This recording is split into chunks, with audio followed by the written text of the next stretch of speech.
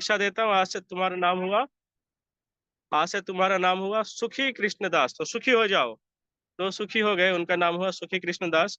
तो ये सुखी कृष्णदास ना बहुत इंटेलिजेंट व्यक्ति थे, बहुत ना उनमें बहुत ज्ञान था, सीखने की बहुत इच्छा थी, और बहुत दीनहीन भाव था, बहुत विनम्र थे। तो उनके गुरुदेव ने कहा कि देखो, हमारे जीव गोस्वामी ने वृंदावन में एक स्कूल खोला है, एक टोल खोला है।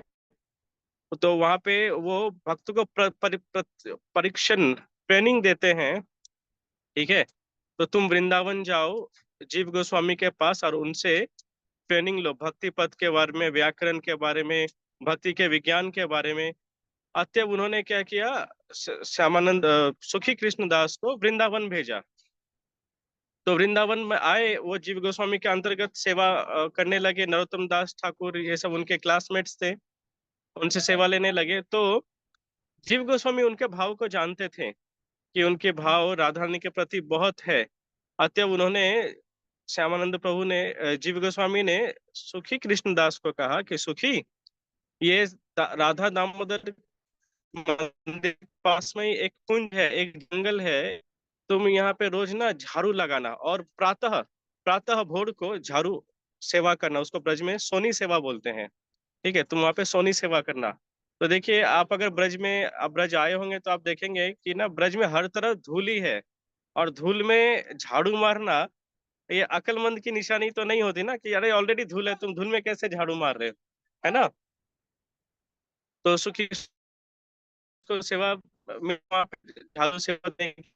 तो वो रोज वहाँ पे जीव गोस्वामी के निर्देश को पालन करते हुए बहुत प्रेम प्रीति से वहां पर झाड़ू सेवा करते थे। तो एक दिन जब झाड़ू सेवा कर रहे हैं, तो एकाएक उन्हें राधा रानी के जो पायल है, पायल में जो नुपुर होता है, जो आवाज करती है नुपुर, उनमें से एक नुपुर वहां पे उन्हें मिला। ये नुपुर इतना दिव्य था, इतना दिव्य था कि उसको, वो स्वर्ण सोने की नुपुर थी और बहुत बहुत चमक रहा था। और उसको देख के ही उनके ना मन में उनके आंसू आने लगे। उन्होंने उन नुपुर को उठाया, उनको प्रणाम किया, अपने सर से लगाया, और फिर उनको अपने पास बहुत सुंदर से धारण करके रखा, अपने पास रखा। इतने में ही एक लाली आई ब्रज में। छोटी बालिकाओं को लाली कहते हैं, और छोटे बच्चों को, लड़के जो बच्चे होते हैं उनको लाला कहते हैं। तो एक लाली आई, और लाली आके बोली, बाबा बाबा, तेने यहाँ पे कोई नुपुर देखे हो है? और मेरी सखी को है, ऐसे करके बोलने लगे। तो बोले, लाली, एक नुपुर तो मुझे मिला है, और तुम्हारी सखी का नुपुर यहाँ कैसे आ गया? तो मैं और मेरे सखी सुबह सुबह यहाँ फूल चुनने आए थे, तो उस दौरान मेरे सखी का नुपुर यहाँ पे गिर गया। घर में गई तो तब जाके हमें पता चला। तो उन्होंने कहा, तो तेरे सखी के हैं, तो तू एक काम कर, तेरे सखी को लेकर आ। उसको क्यों नहीं लाई? बोले, उसने तो नुपुर खो दिया ना, तो उसके माँ बाप, उसको माता पिता, उसको ना उसके ऊपर क्रोधित हैं, रुष्ट हैं, तो इसलिए उसने मुझे भेजा नुपुर लाने के लिए। तो उन्होंने कहा कि देख लाली, तू तो खुद छोटी है, और फिर तू खेलते खेलते जाएगी, नुपुर खो गया तो एक काम कर, अपने लाली को लेके, अपने सखी को लेके आ। बोले, नहीं वो नहीं आएगी बाबा। तो फिर उन्होंने कहा कि वो नहीं आएगी, तो एक काम कर, तू मुझे अपने सखी के पास लेके चल। तो वो जो लाली थी, वो थी ललिता सखी। वो राधा रानी की मित्र बन के आई थी, तो ललिता सखी ने, अरे उल्लू ध्वनि क्यों दे रहा है? उन्होंने, उसको मना करो ना।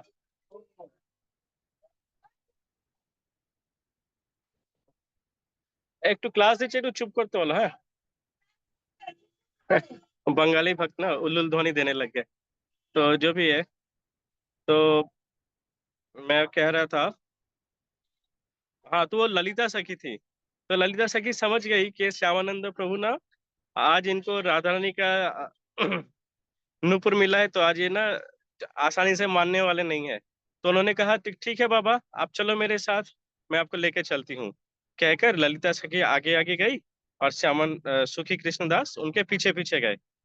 जाके ये ललिता सखी उन्हें निकुंज निकुंज वन, जिसे सेवा कुंज के नाम से जानते हैं, वहां पे लेके गए। वहां पे चारों ओर घनघोर जंगल, उस जंगलों के बीच एक कुंड है। तो ललिता सखी ने कहा कि बाबा तेने सुबह से झाड़ू सोनी सेवा की है ना, तो तुम्हारे वस्त्र में ना बहुत धूल-वूल लग गए हैं।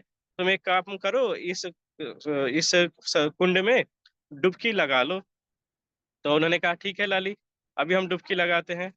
ऐसा कहते हुए उन्होंने क्या किया, उस सरोवर में उन्होंने डुबकी लगाया। जैसे ही उन्होंने उसमें डुबकी लगाई, तो वैसे ही श्यामानंद प्रभु खुद एक गोपी के रूप में परिवर्तन हो गए। इनके गोपी के रूप में परिवर्तन होने का कारण क्या था? कारण यह देखो, गोपी के रूप में कौन परिवर्तन हुए थे? महारास हुई ना, जैसे कल शरद पूर्णिमा थी, महारास हुई थी। तो शिव जी गोपी के रूप में परिवर्तन हुए थे। नारद मुनि वो गोपी के रूप में परिवर्तन हुए क्योंकि रास में प्रवेश करना था। पर वो निकुंज वन में तो रास नहीं हो रही, तो फिर गोपी के रूप में क्यों परिवर्तन हो गए? गोपी के रूप में इसलिए परिवर्तन हो गए क्योंकि निकुंज वन में राधा रानी का ठोर है, वो राधा रानी का स्थान है। तो वहां पर राधा रानी और राधा रानी की सखियां मूलतः वहां पर है। वहां पे सिर्फ एक ही पुरुष है, वो है कन्हैया। कोई भी पुरुष राधा रानी को दर्शन नहीं कर सकता। राधा रानी को दर्शन करने के लिए गोपी स्वरूप प्राप्त करना होगा। तो इसलिए सुखी कृष्ण दास को डुबकी लगाकर उन्हें गोपी का स्वरूप प्रदान किया गया। गोपी स्वरूप मिलते ही गोपी स्वरूप मिलते ही फिर उन्हें सुखी कृष्ण दास को नित्य दिव्य वृंदावन के दर्शन होने लगे। वही सब जो लताएं थी निकुंज वन की, वो सब उन्हें गोपी के रूप में वो देख रहे, कह रहे ये सब तो गोपियां हैं। फिर उन्होंने देखा इतनी बहुत सारी गोपियों के बीच रास मंडल के ऊपर राधा रानी बैठी हैं, उनको केंद्र करके, और अन्य सखियां सब बैठी हुई हैं, और राधा रानी ना बीड़ा पान चबा रही हैं। ये देख के सुखी कृष्ण अपने राधा रानी को देख के बहुत खुश हुए, और वो गदगद होने लगे, रोने लगे। राधा रानी ने भी उनको बहुत कृपा प्रदान की। प्रदान करते हुए सुखी कृष्ण दास ने जो नुपुर था अपना, वो नुपुर राधा रानी को दिया। तो राधा रानी ने उसी नुपुर से सुखी कृष्ण को तिलक तिलक बना दिया। ठीक है। और ललिता सखी से कहा कि ललिते, आप इन्हें दीक्षा दो। तो फिर ललिता सखी ने उन्हें दीक्षा दे दिया, और उनसे कहा कि आज से तुम्हारा नाम है श्यामानंद पंडित। इनके अलावा राधा रानी ने क्या किया, अपने हृदय से एक श्याम सुंदर विग्रह, छोटा सा सुंदर सा प्यारा सा श्याम सुंदर विग्रह श्यामानंद प्रभु को दिया, और कहा कि तुम इनकी आजीवन सेवा करना। साथ ही उन्होंने यह भी कहा कि मेरे इस कृपा के बारे में तुम किसी से भी नहीं बताना। तो बोले ठीक है। फिर उसके बाद श्यामानंद प्रभु, परिस्थिति सब स्वाभाविक हो गई, उन्होंने श्याम सुंदर विग्रह को लेकर और अपने नए तिलक को धारण करते हुए पहुंच गए राधा दामोदर मंदिर। जब वापस आ गए, तब वहां पे सब पूछने लगे, अरे ये तिलक तुमने कहाँ से लगाया, ये श्याम सुंदर कहाँ से आया? तो वो कोई किसी को कुछ ना कारण नहीं बता रहे। तो उनका जो तिलक था वो अलग तिलक था, गौड़ीय तिलक नहीं था। तो सभी भक्तों न, जो जो अन्य भक्तगण थे, वो बोलने लगे, अरे अरे देखो, हम ऑर्गेनाइजेशन छोड़ दिया है, इसने हमारे संप्रदाय को त्याग कर दिया है, अन्य किसी संप्रदाय से जुड़ गया है। ऐसा कहते उनके निंदा करने लगे, भर्त्सना करने लगे, और उनको बहुत तिरस्कार करने लगे। और ये बात कि उनके शिष्य ने संप्रदाय छोड़ दिया है, ये जो काल्पनिक बात थी, ये बात चारों ओर फैल गई। चारों ओर फैल गई, और ये बात सीधे पहुंच गई उनके गुरुदेव, जो बंगाल में अंबिका कालना में रहते थे, हृदय चैतन्य, उनके पास ये बात पहुंच गया। तो हृदय चैतन्य बहुत क्रोधित हुए कि मेरा शिष्य क्यों मेरा संप्रदाय छोड़ा, क्यों मेरा संप्रदाय छोड़ा। ऐसा कहते हुए उन्होंने बंगाल से वृंदावन आए, और आकर उन्हें बहुत डांटा, बहुत अपशब्द कहे, गुरुदेव बहुत क्रोध प्रकट किए, पर श्यामानंद प्रभु एक शब्द नहीं बोले। पर वो मन ही मन दुखी हो रहे कि मेरे तो गुरुदेव इतने दिन बाद आए, मुझे कोई सेवा नहीं दे रहे, मुझे मुझसे असंतुष्ट हैं, और राधा रानी से प्रार्थना कर रहे हैं। तब राधा रानी उनके गुरुदेव के सपने में आकर सारा भेद खोलती हैं कि मैंने ही उसे श्यामानंद विग्रह और ये तिलक दिया है, उनका नाम मैंने श्यामानंद पंडित रखा है। तो राधा रानी की ये कृपा का बात जानकर उनके गुरुदेव बहुत प्रसन्न होते हैं, और तो ये सेवा कुंज की एक लीला है। तो आप लोग अगर कभी सेवा कुंज में जाएंगे तो वहां पर आपको रास मंडल, फिर राधा रानी का जो निज स्थान है वो, और उसके बाद वो कुआं, जिस कुएं पर ललिता सखी ने, सॉरी, श्यामानंद प्रभु ने डुबकी लगाई थी, उसके दर्शन होंगे। ठीक है। और जिस स्थान पर राधा रानी का नूपुर प्राप्ति किया था श्यामानंद प्रभु ने, वहां पर श्यामानंद प्रभु की समाधि है, और वो स्थान है जहां पर उन्हें नूपुर मिला था। तो मैं अभी भी मेरे पास एक ही जगह खड़ा है। तो मैं ना कोशिश करूंगा आपके साथ ये पिक्चर या वीडियो शेयर करने का। पैदल जाता तो जल्दी पहुंचता, ऐसा है। ओके। तो इसके बाद पास ही में राधा श्याम सुंदर का मंदिर है। वो राधा श्याम सुंदर मंदिर में आपको वो राधा रानी ने जो अपने हृदय से प्रकट सुंदर श्याम सुंदर विग्रह जो दिया था, वो विग्रह आज भी उस मंदिर में है। और उसी मंदिर में एक कोने में गड्ढे के नीचे, मिट्टी के नीचे गड्ढा करके श्यामानंद प्रभु भजन किया करते थे। तो वो कुछ महीनों तक इवन वो स्थान का दर्शन यात्रीगण कर पाते थे। तो मैं आप लोगों को इन सब लीला स्थलियों का दर्शन कराऊंगा। ठीक है। तो ये हो गया राधा श्याम सुंदर मंदिर के बारे में। तो अभी क्या है, समय बहुत है, तो मैं ना आपको कुछ कुछ अन्य लीला सुनाता हूँ वृंदावन की। चलेगा? आप लोग और लीला सुनना चाहेंगे?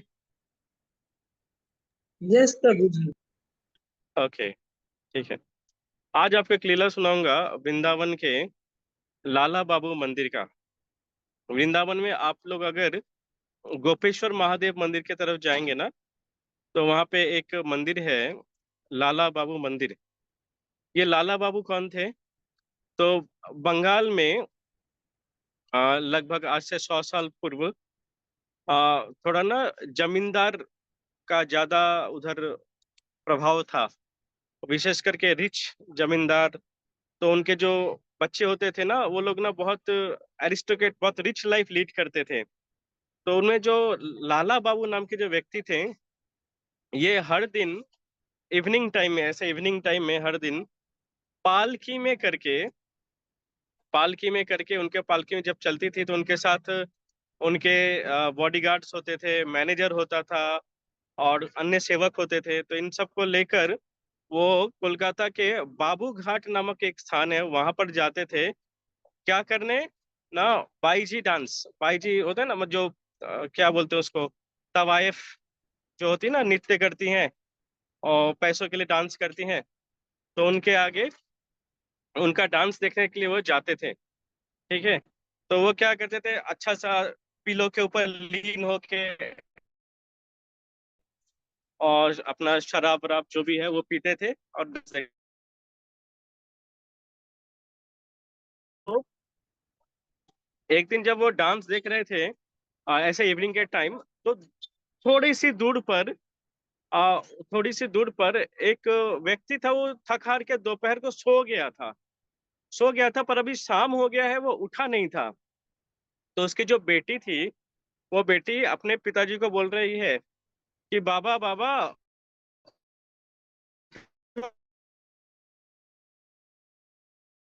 है, बाबा बाबा उठो, कि आप उठ जाओ, दिन ढल गया, ऐसे करके ना बार बार उन्हें बोल रहे कि आप उठ जाओ, अब दिन ढल गया। तो ये बार बार ना कि अब कब जागोगे, दिन ढल गया, अब कब जागोगे, दिन ढल गया, ये बात ना बार बार उनके कानों में गूंजने लगी। हालांकि वो नित्य देख रहे थे, महिलाओं का नित्य देख रहे थे, पर उनके मन में ना बार बार एक आवाज जा रही थी कि अब जाग जाओ, दिन ढल गया, अब जाग जाओ, दिन ढल गया।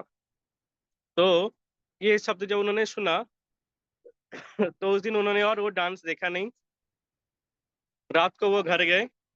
घर जाके अपनी जितनी संपत्ति थी, वो सब संपत्ति अपने पत्नी को देकर वो अगले दिन वृंदावन आ गए।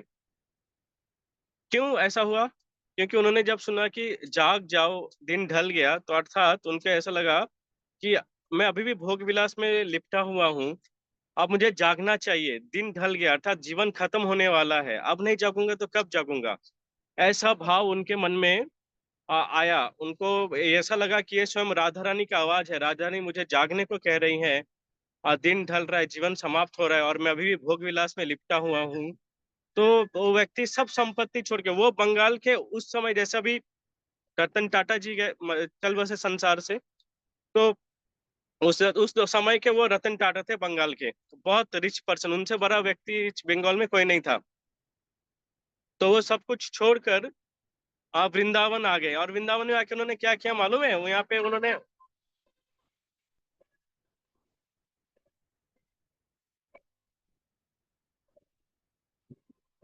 थोड़ा सा रुक गया तो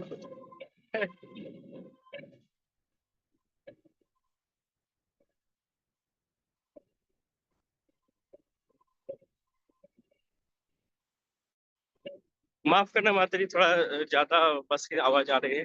तो वृंदावन आके उन्होंने क्या किया मालूम है? उन्होंने प्लॉट नहीं खरीदा, लैंड नहीं खरीदा।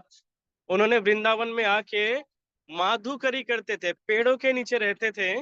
और माधुकरी करना, माधुकरी को आप समझे भिक्षा मांगना, पर भिक्षा मतलब पैसा नहीं। जिन घरों में जाते थे, दो या तीन रोटी लेते मांगते थे और उसी को ग्रहण करते थे। तो माधुकरी करके वो अपना जीवन निर्वाह कर रहे थे। पर उस दौरान उन्होंने देखा कि ये वृंदावन के कई सारे ऐसे मंदिर हैं जहाँ पे ना व्यवस्था ठीक नहीं है, मंदिर टूटी फूटी है, ठाकुर जी को ठीक से भोग नहीं लगता, संतों को कुछ ना खाने को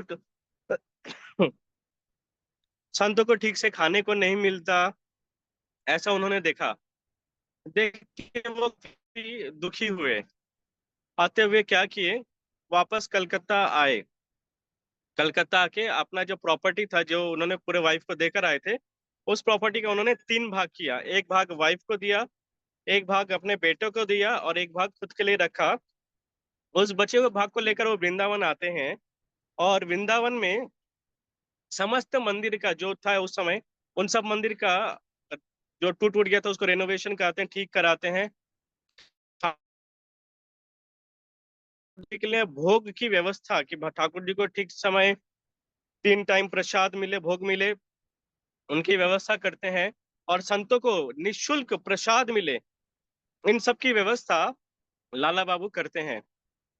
और जो बचा, उसके बाद जो धन बचा, उस धन से उन्होंने ये लाला बाबू मंदिर बनाया। पर मंदिर बनाने के बाद ऐसे ही विंटर समय आ गया था। तो एक दिन क्या करे थे, अपने मंदिर में उन्होंने ठाकुर जी का प्राण प्रतिष्ठा करवाया। राधा काला कृष्ण चंद्र ऐसा शायद कुछ नाम है। तो प्राण प्रतिष्ठा कराए, और कराकर उनका दर्शन कर रहे थे। तो दर्शन करते करते उनके मन में ऐसा भाव आया कि मैंने तो ठाकुर जी का प्राण प्रतिष्ठा कराया, तो क्या वाकई ठाकुर जी के इस विग्रह में प्राण की प्रतिष्ठा हुई है? क्या ये विग्रह वाकई जागृत है? ऐसा उनके मन में भाव आया। तो उन्होंने सोचा कि एक ना परीक्षा ली जाए, एक टेस्ट लिया जाए। तो उन्होंने क्या किया, जो पुजारी थे उस समय, जो रात्रि में शयन के लिए पूजा कर रहे थे, उस पुजारी को उन्होंने कहा कि पुजारी सुनो, ये ठाकुर जी को तुम जो रात में, ठाकुर जी को रात में बहुत सारे ब्रज के मंदिरों में माखन मिश्री भोग दी जाती है। बोले कि देखो, ये जो माखन है ना, तुम एक काम करो, ये कृष्ण के सर पर रखो। तो ठंड का मौसम था, माखन तो सख्त होके था, ठीक है, गर्मी में मक्खन गलती है। तो उन्होंने कहा कि ये माखन तुम कृष्ण के सर पे रखो। तो पुजारी बोले क्यों?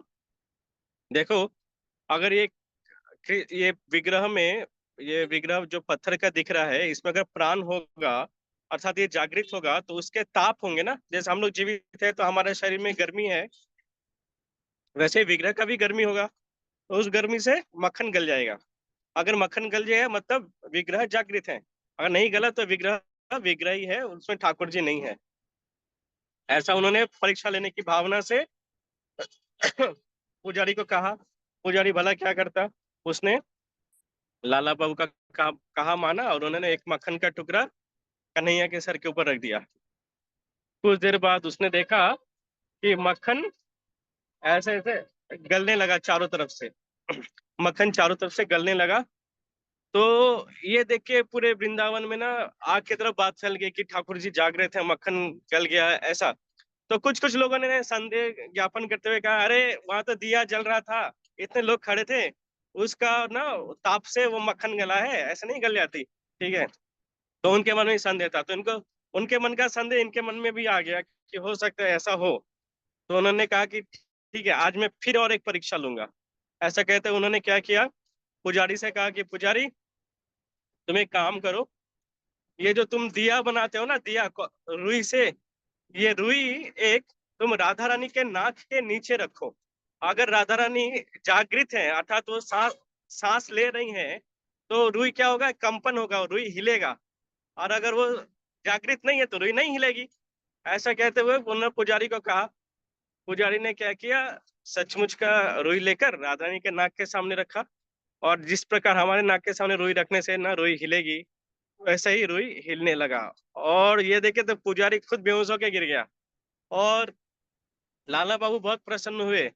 और ब्रज के सभी, मतलब जो जिन लोगों ने ये चीज देखा, एक्सपीरियंस किया, सब तो जिस प्रकार एक बार गणेश जी ने दूध पिया था ना, ये बात जैसे फैली थी, उससे भी उससे भी कई ज्यादा ये बात फैली वृंदावन में। और लाखों की संख्या में लोग, जिस प्रकार अभी बांके बिहारी का मंदिर दर्शन करने जाते हैं ना लोग, उस प्रकार लोग लाला बाबू के मंदिर दर्शन करने जाने लगे। और लाला बाबू भी बहुत खुश कि मेरे ठाकुर जी आज हमारे यहीं पे हैं, तो मैं क्यों। और तो क्या कहते, लाला बाबू ना अन्य कोई विग्रह का और दर्शन करने नहीं जाते थे, उन्हीं विग्रह में अपनी सेवा प्रदान करते थे, वहीं पे रहते थे, उन्हीं का दर्शन करते थे।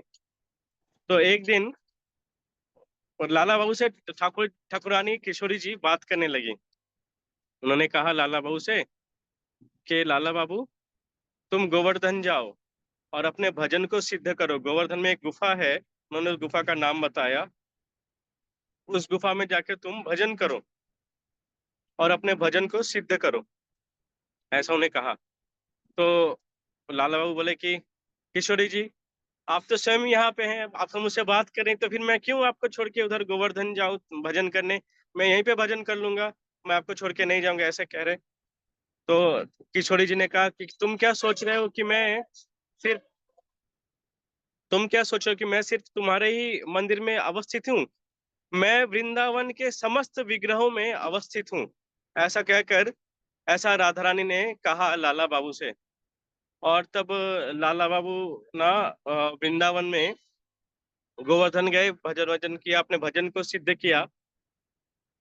सिद्ध करने के बाद वो वापस जब वृंदावन आए 3-4 साल बाद, तो उन्होंने देखा कि अरे ठाकुर जी मेरे साथ बात भी करते हैं, पर मेरे ऊपर इतनी कृपा है, पर फिर भी मेरे जो गुरुदेव हैं, उन्होंने मुझे अभी तक दीक्षा नहीं दी।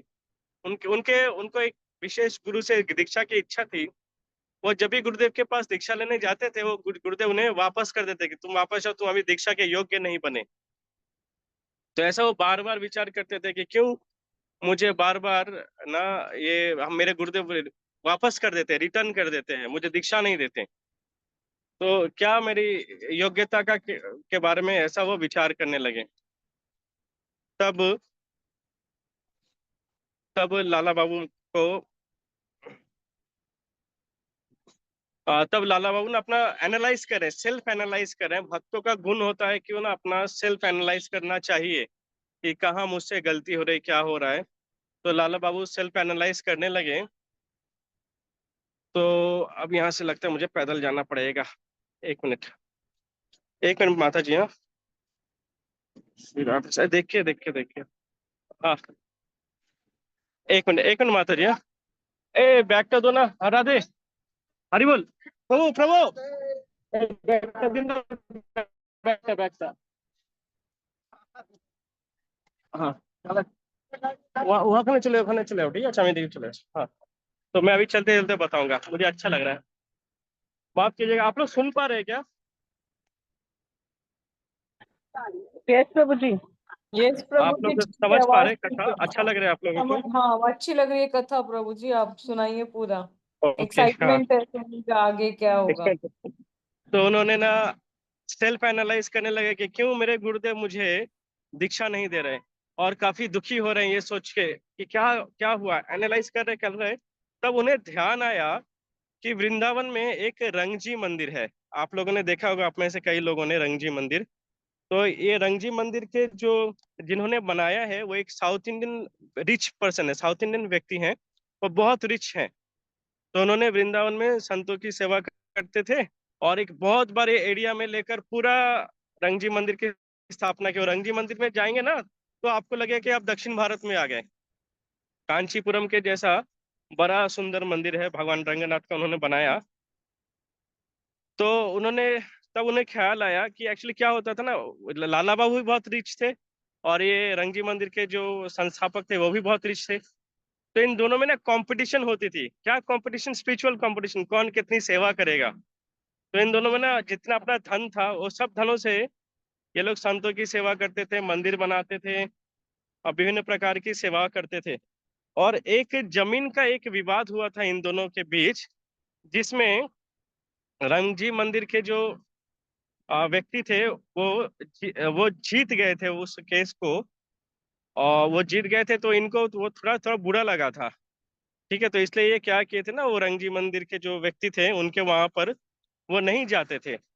उनसे क्या क्यों नहीं जाते उनके वहां? वो माधुकरी करने नहीं जाते थे। वो ब्रज में हर घर में जाकर माधुकरी करते थे, पर वो रंगजी मंदिर के जो व्यक्ति हैं उनके वहां वो माधुकरी करने नहीं जाते थे।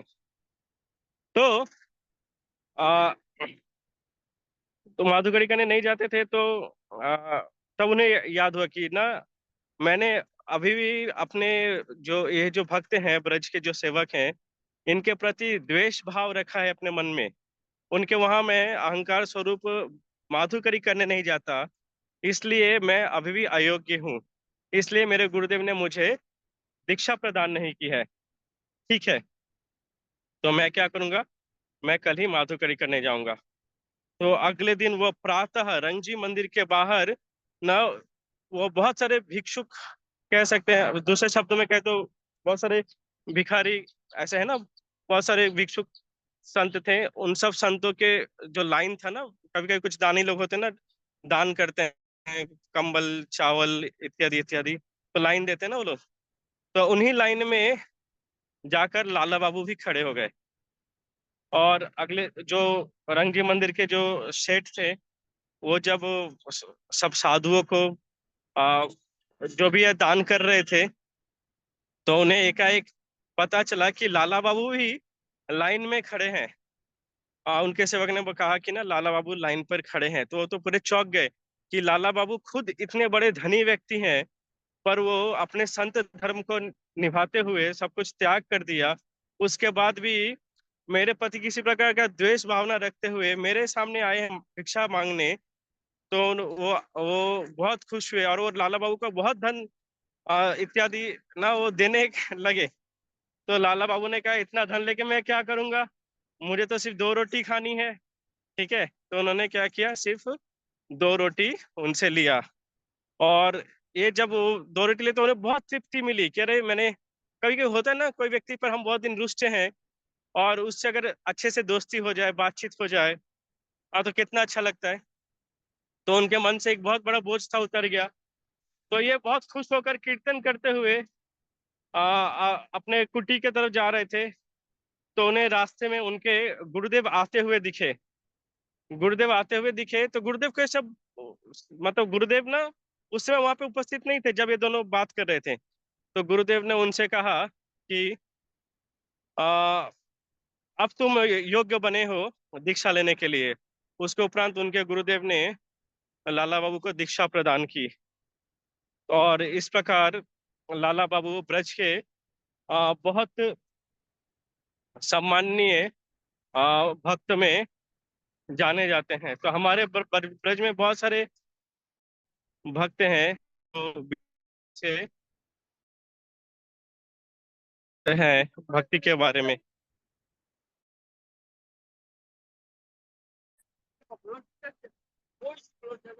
हरे कृष्णा, राधे हरे श्याम। कृष्ण। यस प्रभु जी। हरे कृष्ण प्रभु जी।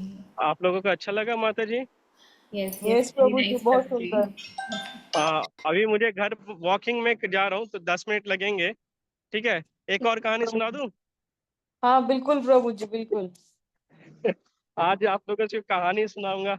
देखो मैं ना ये सब कहानी आप लोग के लिए स्टोर करके रखा है मेरे हृदय में। तो आप लोग ना इसको याद रखना, और अभी किसी कारणवश मुझसे कोई त्रुटि हो तो मुझे माफ करना। थोड़ा जल्दी चलता हूँ तो मैं जल्दी पहुंच जाऊंगा। तो अभी एक और कथा सुनते हैं नंदगांव के बारे में, ठीक है? ये बहुत अच्छी कथा है। देखिए, लाला बाबू वाली कथा से हम समझ क्या क्या सीखे, हम अगर विचार करें तो पहला है कि ना हमें अपने किसी भी भक्त के प्रति द्वेष नहीं रखनी चाहिए, और अगर द्वेष रखते हैं तो हमें ना हमारी पारमार्थिक उन्नति में वो बाधा होती है ना?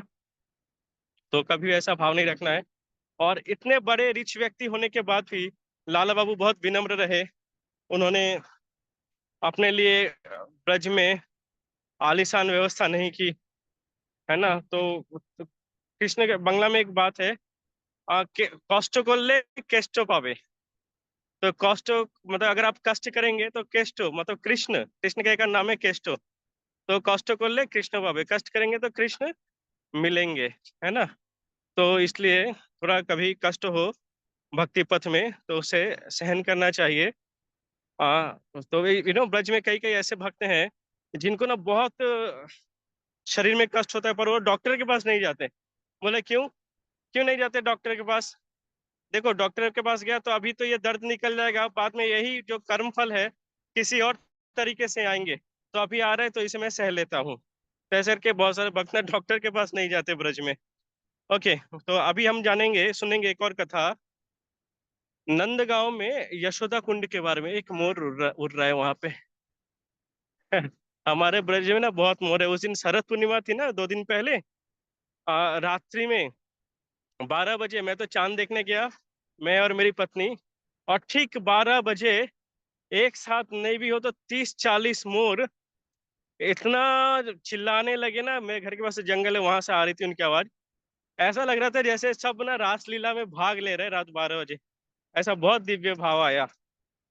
मैं उसका वीडियो रिकॉर्ड किया है, मैं माता जी को भेजूंगा। आप माता जी आप लोग शेयर करेंगे तो। नंदगांव में एक कुंड है, उसका नाम है यशोदा कुंड। यशोदा कुंड ये है कि यशोदा रानी नंदगांव में उसी कुंड में नहाती हैं।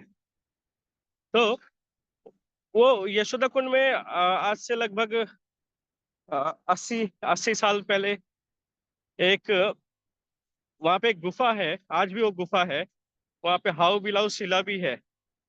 तो वहां पर जो गुफा है वहां पे बहुत सारे संत जाते थे अपने भजन को सिद्ध करने के लिए। उस गुफा में 2 साल, 1 महीना, 6 महीना रहकर वो भजन करते थे नियमित। माला जो भी है उनकी सिद्ध करते थे। खाना पीना लगभग ना के बराबर। तो उस गुफा में एक साधु रहते थे। कब से रहते थे, कब आए थे, लोगों को उतना मालूम नहीं। पर वो साधु हर दिन इवनिंग को थोड़ा सा निकलते थे, 3 या 4 रोटी माधुकरी करके नंदगांव से माधुकरी करके लाते थे। तो 2 रोटी वो खुद पाते थे, और 2 रोटी क्या करते अपने गुफा के उनके गुफा के बाहर एक कुत्ता था, कुत्ता। तो उसे क्या करते थे वो दे देते थे, रोटी कुत्ते को खिलाते थे। तो ऐसा उनकी रोज ये नियमित सेवा थी।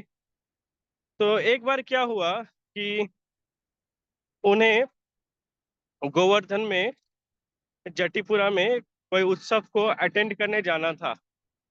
तो इसलिए वो नहीं जा पाए। इसलिए वो अपने गुफा को छोड़कर 2-3 दिन के लिए चले गए। 2-3 दिन बाद जब वो आए तो माधुकरी करके फिर वो जब आए आए तो रोटी जब कुत्ते को देने गए तो जो कुत्ता था वो इंसान के आवाज में उन गोसाई जी से, उन साधु से कह रहा था कि बाबा, तुमने 2-3 दिन मुझे रोटी नहीं दी, ब्रज की रोटी नहीं दी। तो मुझे बहुत कष्ट हुआ, मुझे बहुत पीड़ा हुई, ऐसे कहा। तो वो तो बाबा जी तो सुन के पूरा शॉक। उन्होंने कहा कि अरे, ये तो मैं जानता हूँ कि ब्रज के जो जीव जंतु प्राणी हैं, ये मनुष्य की भाषा में बात कर सकते हैं। ब्रज के जो जीव जंतु हैं ये दिव्य स्थिति में रहते हैं, ये मनुष्य की भाषा में बात करना जानते हैं, ये मैं जानता हूँ। पर मैं ये नहीं समझ पा रहा हूँ कि क्या ऐसा कारण बना कि आपको अपने कुत्ते के जो शरीर है उसको, जो स्वाभाविक बोलने की शक्ति है, उसको हटाकर आप मनुष्य के रूप में बात कर रहे हैं। क्या कारण है इसका? आप कौन है? अपना परिचय दीजिए। तो उस कुत्ते ने इंसान के रूप में बात करते हुए कहा कि मैं पिछले जन्म में नंदगांव का, जो नंद भवन जो है, इस मंदिर का गोसाई था, इस मंदिर का सेवायत था, पुजारी था। और एक बार एक भक्त ने बहुत सारे लड्डू ठाकुर जी को अर्पण किए थे। मुझे मुझे दिया था ठाकुर जी को भोग लगाने के लिए। पर मैंने क्या किया था, ठाकुर जी को बिना दिए खुद सारा लड्डू खा गया था और अपने परिवार प्रियो में बांट दिया था। ठीक है, मैंने उसका भोग किया पर भगवान को नहीं दिया, ऐसा उन्होंने बताया। उस अपराध के कारण उस अपराध के कारण मैं मुझे भूत योनि को मैं प्राप्त हुआ। और मैं आप भूत योनि में प्राप्त होने के बाद मैं कुत्ते का रूप धारण करके आपके गुफा के बाहर रहता हूँ। और आप जब ये नाम करते हैं, गुफा में जप करते हैं, तो उसे मैं सुनता हूँ। और आप ये जो रोटी प्रसाद देते हैं मुझे माधुकरी की, इस रोटी प्रसाद पाकर मेरे मेरे जो पीड़ा है, भूत योनि में बहुत पीड़ा होती है, तो मेरी जो पीड़ा है वो कम होती है। तो ऐसा उन्होंने कहा। आप सुन पा रहे हैं माता जी? माफ कीजिएगा, गाड़ियों की आवाज हो रही है थोड़ी। यस प्रभु जी, बिल्कुल साफ है आवाज। साफ है ना? हाँ। अभी यस। दो चार नहीं कर दो, आधा 200 मीटर के बाद मैं गली में घुस जाऊंगा तो और आवाज कम जाएंगी। हाँ। तो ऐसा उन्होंने कहा। तो उन्होंने अब वो जो भक्त हैं, वो तो जान गए कि अच्छा ये भूत है, ये समझ गए, पर वो डरे नहीं। उल्टा वो बोल रहे हैं कि हे स्वान। स्वान ना, कुत्ते को संस्कृत भाषा में स्वान बोलते हैं। तो बोल रहे हैं कि हे स्वान, आप अपने ये आप अपने ये जो दिव्य क्या बोलते हैं इसको, अप्राकृतिक, हाँ, आप ही अपने अप्राकृतिक, मुझे आपसे एक बात जिज्ञासा करनी है, तो आप क्या मुझे उसका उत्तर देंगे? बोले हाँ देंगे, बताओ क्या प्रश्न, क्या बात है। तुमने मुझे रोटी खिलाई है तो मैं जरूर तुमको उसका उपयुक्त जवाब दूंगा। तो उन्होंने कहा कि आप अपने ये अप्राकृतिक शरीर से क्या आपने प्राकृतिक कृष्ण को दर्शन किए हैं?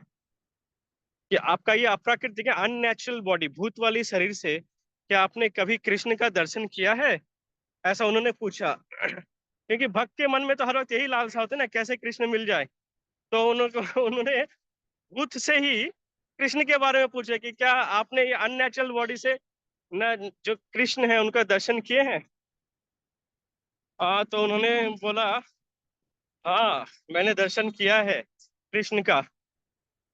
तो पर क्योंकि मैं उनका अपराधी हूँ, मैंने उनका अपराध किया है, तो इसलिए मैं कृष्ण को जैसे ही, एक मिनट रुको माता जी, चला जाए ट्रैक्टर। तो कृष्ण जैसे ही मैं देख लेता हूँ दूर से, कृष्ण जैसे ही आ रहे या फिर कुछ, तो मैं उधर से भाग जाता हूँ। ठीक है, क्योंकि मैंने उनका अपराध किया है ना, तो मैं शर्म से भाग जाता हूँ, ऐसा उन्होंने कहा। तो ये तो इन्होंने सुना जो, तो उन्होंने बोला कि अच्छा, तो देखिए बाबा, मैंने आपको इतने दिन रोटी खिलाए हैं, आज आपको मुझ पर एक कृपा करनी पड़ेगी। बोले हाँ बोलो क्या करना है। तो बोले कि बाबा, मैं आप मुझे कृपया बता सकते हैं कि कृष्ण मुझे कहाँ मिलेंगे? वो भूत से ही पूछ रहे हैं कि कृष्ण कहाँ मिलेंगे। हरे कृष्णा हरे कृष्णा। तो बोले कि आप मुझे बताइए कि कृष्ण कहाँ मिलेंगे। अरे, तो उन्होंने कहा कि देखो, ये जो यशोदा कुंड है ना, यहाँ पर गोधूली के समय, अरे भाई साहब, जय राधे श्याम, मैं तो रुक जाता हूँ। तो उन्होंने कहा कि देखो, ये जो यशोदा कुंड है ना, यहाँ पर इवनिंग के टाइम ग्वाले आते हैं अपने गायों को चराने के बाद। बहुत सारे ग्वाले आते हैं अपने गायों को लेकर, और उनकी गाय इसी यशोदा कुंड में पानी पीती हैं। ठीक है, इस यशोदा कुंड में पानी पीती हैं। तो इन सब गायों के अंत में बछड़े आते हैं। पहले पहले बड़ी बड़ी गाय आगे आती हैं, और बछड़े पीछे पीछे आते हैं। तो इन बछड़ों के पीछे ग्वाले आते हैं। ठीक है, तो बड़े बड़े जो ग्वाले हैं वो आगे आगे आते हैं, और छोटे छोटे ग्वाले पीछे पीछे आते हैं खेलते हुए बछड़ों के साथ। तो इनमें से जो ग्वाला सबसे लास्ट में आता है, अंत में आ रहा है, ठीक है, वही कन्हैया है। ठीक है, और वो रोज इस कुंड में आते हैं अपने गायों को पानी पिलाने के लिए। ये बात जब उन्होंने सुना, उस बाबा जी जो गुफा में भजन करते थे, तो वो तो झूम उठे। तो उन्होंने पूछा कि क्या कल भी आएंगे कृष्णा? बोले हाँ, कृष्ण हर दिन आते हैं यहाँ पे। तो ऐसा सुन के तो वो बाबा नाच उठे, और उन्हें प्लान किया कि ठीक है बाबा, अब मैं कल जब कन्हैया आएंगे तब मैं उनको दर्शन करूंगा, उनको पकड़ लूंगा, ऐसा करके उनका चरण को मैं पकड़ लूंगा, ऐसा करके उन्होंने प्लान किया। और फिर क्या किया, वो और गुफा में गए ही नहीं, वो कुंड के पास में जो झाड़ियां थी, जिधर से कृष्ण आएंगे वो जान गए। तो उस दिशा में, उस उधर झाड़ियों के पीछे जाकर वो एक रात पहले से ही छिप के बैठ गए। एक मिनट बाबा, एक रात पहले से ही जाकर छिप के बैठ गए। और उन्होंने क्या किया, वो छिप कर बैठकर सारा सारा रात भोर वो सोच रहे हैं कि कृष्ण आएंगे तो मैं क्या करूंगा, वो कैसे दिखते हैं, क्या मैं उन्हें पहचान पाऊंगा। अगर अगर मुझसे अगर हाथ छुड़ाने की कोशिश या नाटक किए तो क्या वो कृष्ण तो एक बार में हो सकता है कि अपना परिचय ना दे। तो मैं कैसे कृष्ण को मनाऊंगा कि वो अपना साक्षात रूप का दर्शन करे। इस प्रकार से वो विभिन्न प्रकार का ना कल्पनाओं में हो रहे। तो कभी कभी बहुत खुश होते कि और कुछ देर बाकी है, अभी अभी रात्रि कटी है, अब भोर हुआ है, अभी भोर कटेगी, अभी दिन हो रहा शुरू हुआ है, अभी दिन शुरू हुआ है, तो जरूर अभी कृष्ण गायों को लेकर निकले होंगे गोचारण के लिए, ऐसा वो चिंता कर रहे हैं। ठीक है, अभी निकले होंगे गोचारण के लिए, अभी वो खेल रहे होंगे। ठीक है, अभी दोपहर का समय हो रहा है, अभी वो भोजन पा रहे होंगे अपने सखाओं के संग, कहीं पेड़ पर बंसी बजा रहे होंगे। ठीक है, अभी शाम होने वाली है, अभी सब गायों को एकत्रित करके वो अभी उन गायों को लेकर आ रहे होंगे। ऐसा करते करते सारा दिन उनका इसी चिंतन में कट रहा है। और अभी कृष्ण निकल गए होंगे, इधर आ रहे होंगे, उनके आगे गाय आ रही है, फिर उनके साथ ऐसे करके वो चिंतन कर रहे हैं। चिंतन करते करते करते करते अब उनके कुछ देर में उन्हें इवनिंग टाइम हो गई ना, गोधूली का समय हो गया। और उन्होंने उस एकाएक उन्होंने महसूस किया कि उनके कान में गायों की आवाज आ रही है। गायों की जो घंटी होती है ना गले की, उस घंटी की आवाज आ रही है, खुड़ की आवाज आ रही है, और गायों का ना हम्बा ऐसे कहते हैं ना गाय, उसकी आवाज आ रही है। तो ये सब तो उन्होंने देखा, एकाएक करके बहुत सारे गाय यशोदा कुंड के किनारे एकत्रित होने लगे। और वो सब गाय क्या किए, यशोदा कुंड का जो पानी है उसको पीने लगे। पी के गाय जाने लगी, और गाय आने लगे। इन गायों के पीछे पीछे सबसे अंत में बछड़े आने लगे, और उन बछड़ों के पीछे ग्वाले आने लगे। ग्वाले, बड़े बड़े ग्वाले आए, वो आके पैर वैर धो रहे हैं, मुंह धो रहे हैं। ठीक है, कुंड का पानी पी रहे हैं, फिर वो चले गए। उनके पीछे छोटे छोटे बच्चे खेलते हुए आ रहे हैं। उनमें एक बच्चा जो सबसे अंत में आ रहा है, उनकी नजर उस पर अटक गई। हाँ, ये सबसे अंत में आ रहा है, छोटा भी है, हाँ जरूर यही कन्हैया है। ऐसा विचार करते हुए, यही कन्हैया है, यही कन्हैया है, कहते वो उस भूत की बात पर विश्वास करते हुए वो जाकर वो छोटा कन्हैया यशोदा कुंड का पानी पी के हाथ मुंह धो के जैसे ही कुंड से निकला, वो जाके उसके पैर पे झपट गए। झपट जैसे कबड्डी कबड्डी खेलते हैं ना, तो कैसे विरोधी के दल में झपट जाते हैं, पैर पकड़ लेते हैं, और उसके पैर पे झपट गए कि कन्हैया कन्हैया, आज मैं तुमको नहीं छोड़ूंगा, आज तुमको मुझे दर्शन देने ही पड़ेंगे। अब वो बोले, हे बाबा, पागल हो गया क्या? कौन कन्हैया? मैं कन्हैया ना हूँ, छोड़ मेरे को, ऐसे करके बोलने लगे। तो बोले, ना ना, मैं जानू, तुम ही कन्हैया हो, मैं सब जानू, मुझे सब पता चल गया। बोले, क्या बाबा, क्या पे करो, मैं कोई कन्हैया नहीं ना हूँ, छोड़, मेरी माँ इंतजार करी, मेरे गाय इधर उधर चले गए, छोड़, वो घर नहीं जाएंगे तो मुझे डांट पड़ेगी, मेरे बाबा मुझ पे चिल्लाएंगे, जल्दी छोड़ छोड़ छोड़। वो किसी भी हाल में नहीं छोड़े। बोले, बाबा छोड़ दे, क्यों पागल बन रहे हो? और फिर कुछ देर बाद वो चिल्लाने लगते, बचाओ बचाओ, ये पागल बाबा ने मुझे पकड़ लिया, बचाओ बचाओ। तब भी वो नहीं छोड़ रहे, और कोई आने आया भी नहीं बचाने। ठीक है, ऐसा करते करते करते काफी समय बीत गया। वो बहुत ये कर रहे, बगा कहाँ फंस गया। और फिर भगवान का नाम ले रहे, हे नंदलाल, हे कन्हैया, मुझे बचाओ, खुद को ही खुद बोल रहे। फिर थोड़ा रोने का नाटक करने लगे, मुझे बचाओ, हे बाबा, परेशान कर रहे हो, ऐसा करके। तब भी उन्होंने नहीं छोड़ा। और फिर ऐसा करते करते प्राय प्राय अर्धरात्रि हो गई। ठीक है, और तब उन्होंने कहा कि बाबा, क्या करने से तुम मेरे चरण छोड़ोगे? तो बोले, कन्हैया, मैं जानता हूँ ये तुम ही हो, तुम ये स्वाभाविक शरीर में आए हो, पर मेरा चित्त जानता है कि ये तुम हो, मैं तुम्हारी दिव्यता का महसूस कर सकता हूँ। ठीक है, तुम्हें मुझे दर्शन देने ही पड़ेंगे। तो कन्हैया ने कहा, ठीक है, मैं तुम्हें दर्शन दूंगा, तुम मेरे चरण छोड़ दोगे?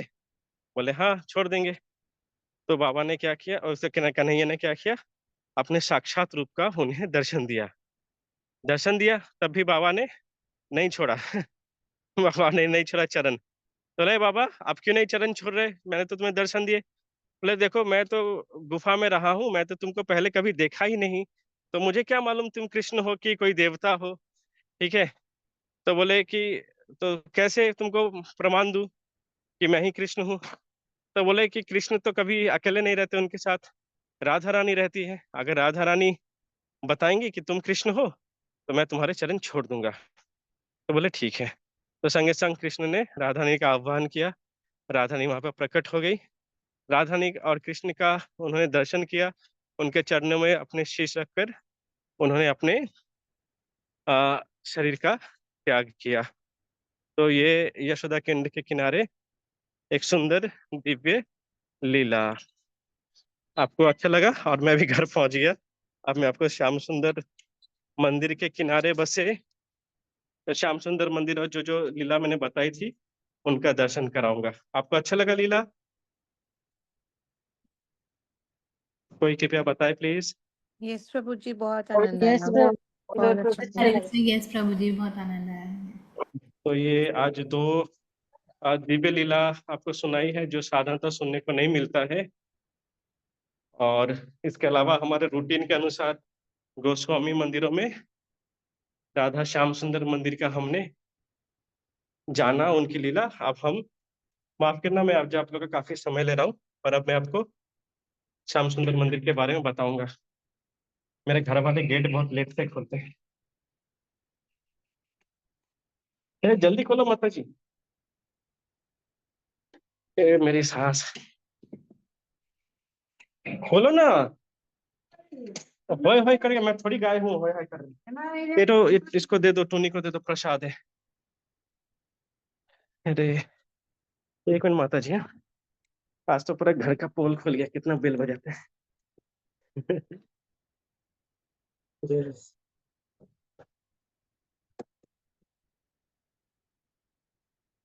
बात नहीं, मुझे थोड़ा सा पानी दे दीजिए प्लीज। कौवा नहीं, पानी पानी।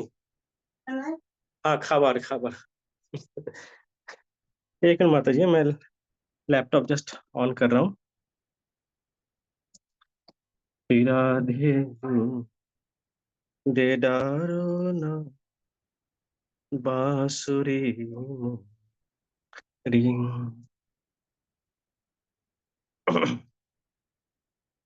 या बंसी मेरो प्राण बसत है, तो बंसी गई चोरी। किधर गया जूम? जी रख दीजिए यहाँ पे, थैंक यू। जूम, हाँ, एक मिनट माता जी, हाँ। माता जी खुला रखो पासवर्ड। माता जी माफ करना, मैं आप लोग को आज कष्ट दे रहा हूँ। मैं बहुत प्लान करके गया था कि न जल्दी आ जाऊंगा, पर ये बंगाल के भक्त थे और 100 लोग थे, और ये लोग बहुत बकबक करते हैं। और लेट भी करते हैं, आधा खो जाता है, आधा कुछ, तो इसलिए मैंने थोड़ा लेट हो गया, आप लोग को तकलीफ दी मैं। कल तो एक्चुअली ब्रज में इस बार ना 2 दिन शरद पूर्णिमा थी, तो इसलिए हाँ। ओके, तो अब मैं आपको शेयर करता हूँ मेरा स्क्रीन। अच्छा, sharing is not turned on. क्या आप मुझे कोई शेयरिंग रिक्वेस्ट में कर रहा हूँ, मुझे प्लीज शेयरिंग के लिए अलाउ कर दीजिए, मैं आपको दर्शन कराऊं।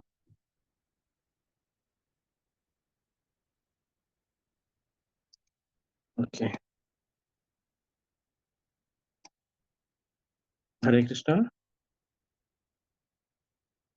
कोई है क्या? माता जी कृपया मुझे शेयर ऑन कर देंगे? यस प्रभु जी।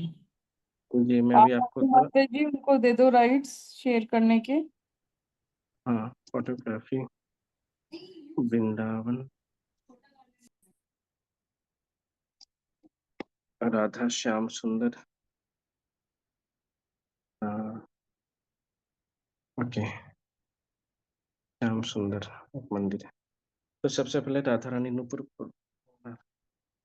राधा श्याम सुंदर मंदिर। ओके,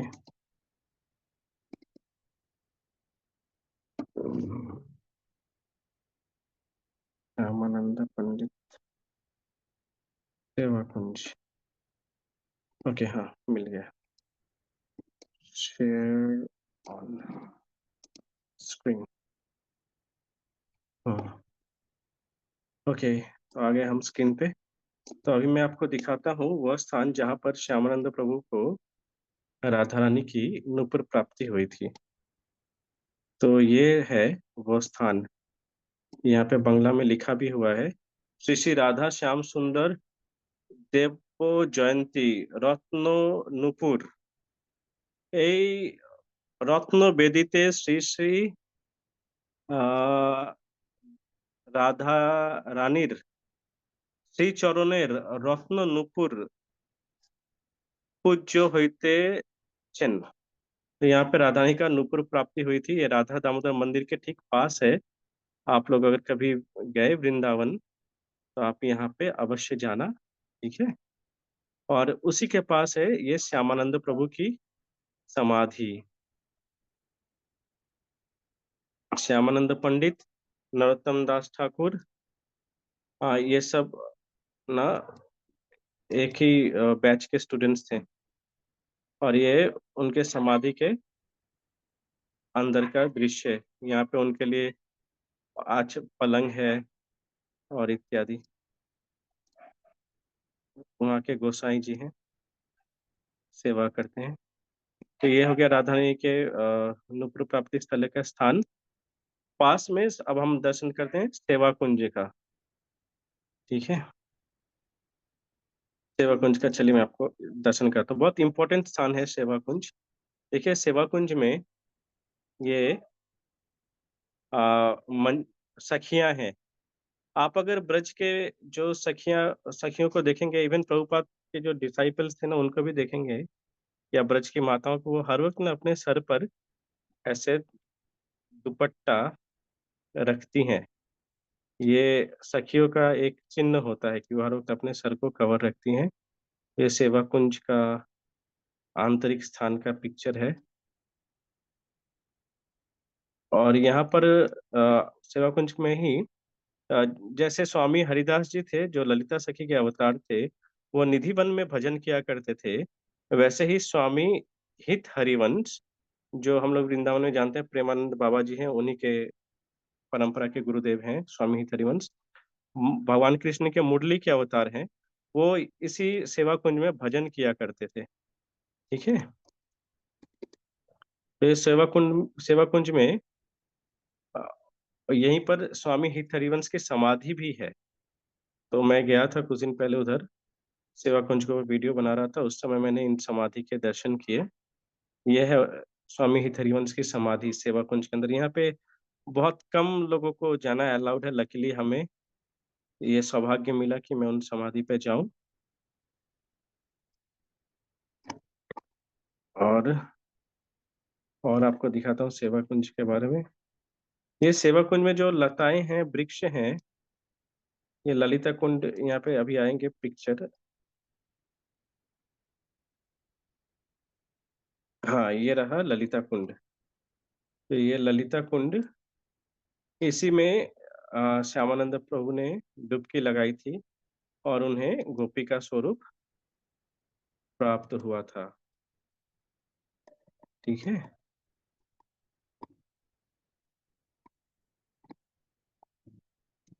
ललिता कुंड। जो चाहत विश्राम ब्रिज माथे धरिए धूर, आचमन करे ललिता कुंड को पाप होए सब दूर।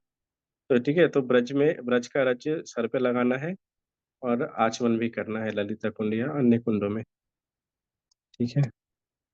तो ये सेवा कुंज का रास्ता है, ऐसे करके घेर दिया गया है जिससे बंदर आपका चश्मा ना लेके जाए। ओके। तो ये हमने सेवा कुंज के कुछ चित्र का दर्शन किए, वीडियोस भी है मेरे पास। और अब हम दर्शन करेंगे श्यामानंद राधा श्याम सुंदर मंदिर का एवं श्यामानंद प्रभु की भजन गुफा का। राधा श्याम सुंदर मंदिर, श्री राधे श्याम, श्री राधे श्याम, माफ कीजिएगा, राधा श्याम सुंदर कहाँ गए? राधा रमन गोपीनाथ मदन मोहन, राधा श्याम राय।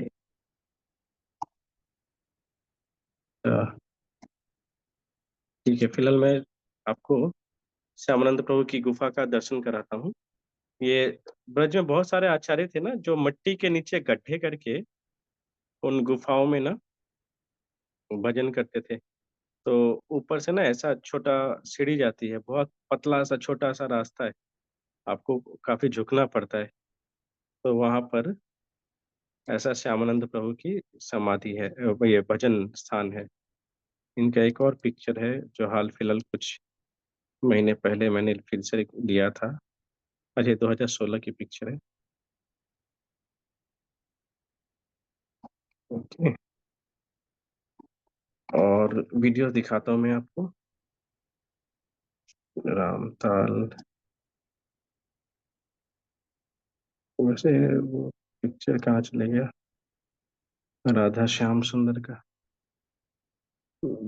दामोदर गोपीनाथ गोपीनाथ गोविंद देव मदन मोहन, श्याम राय श्याम सुंदर मंदिर, राधा वल्लभ राधा रमन, राधा सेवा आश्रम, सेवा कुंज, श्याम सुंदर मंदिर है, ठाकुर जी श्रृंगारवट, दामा कुटी। एक कुछ देर में बाद में निकालता, तब तक मैं आपको और वीडियो दिखाता हूँ। वृंदावन, वृंदावन वीडियो रॉ, खुल जा बाबा जल्दी। ब्रज वृंदावन, राधा श्याम सुंदर टेम्पल। ओके, चलिए थोड़ा सा वीडियो दर्शन कर लेते हैं।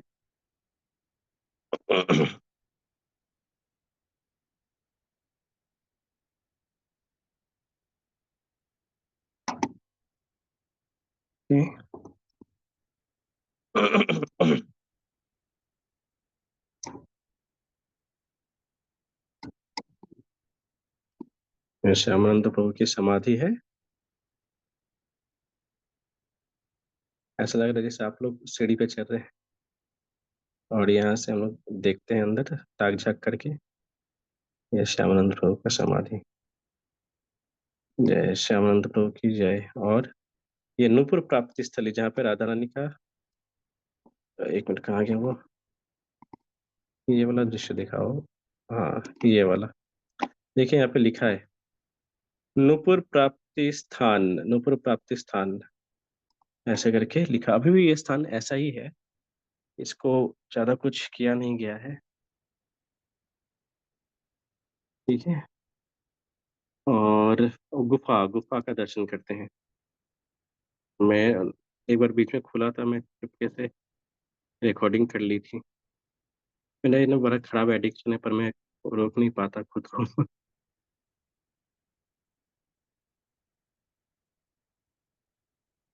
धरती के नीचे है ही। ओके। राधा श्याम सुंदर मंदिर के आगे। और सेवा कुंज का एक बार दर्शन कर लेते हैं वीडियोस में। थोड़ा साइड है बाबा जी।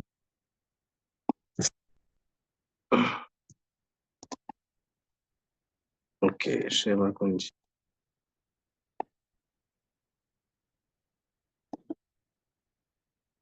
सेवा कुंज पूरा बन है, बन। एक्चुअली मुझे तो निधिवन से ज्यादा घनघोर सेवा कुंज लगता है। यहाँ पे क्या है देख लेते हैं सेवा कुंज पे। अच्छा।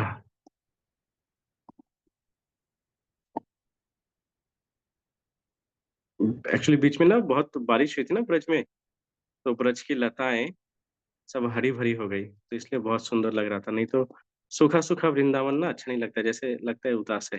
अच्छा, ये ललिता कुंड में आप देखो कितना गहरा कुंड है, और मछलियां तैर रही हैं ललिता कुंड में। ठीक है, आप ही मानसिक रूप से डुबकी लगा लीजिए। मन ही मन आप चिंतन करो कि आप ना ललिता कुंड में डुबकी लगा रही हैं, और आप लोग तो ज्यादातर हो ही गोपी स्वरूप के। ठीक है। जय ललिता कुंड की जय।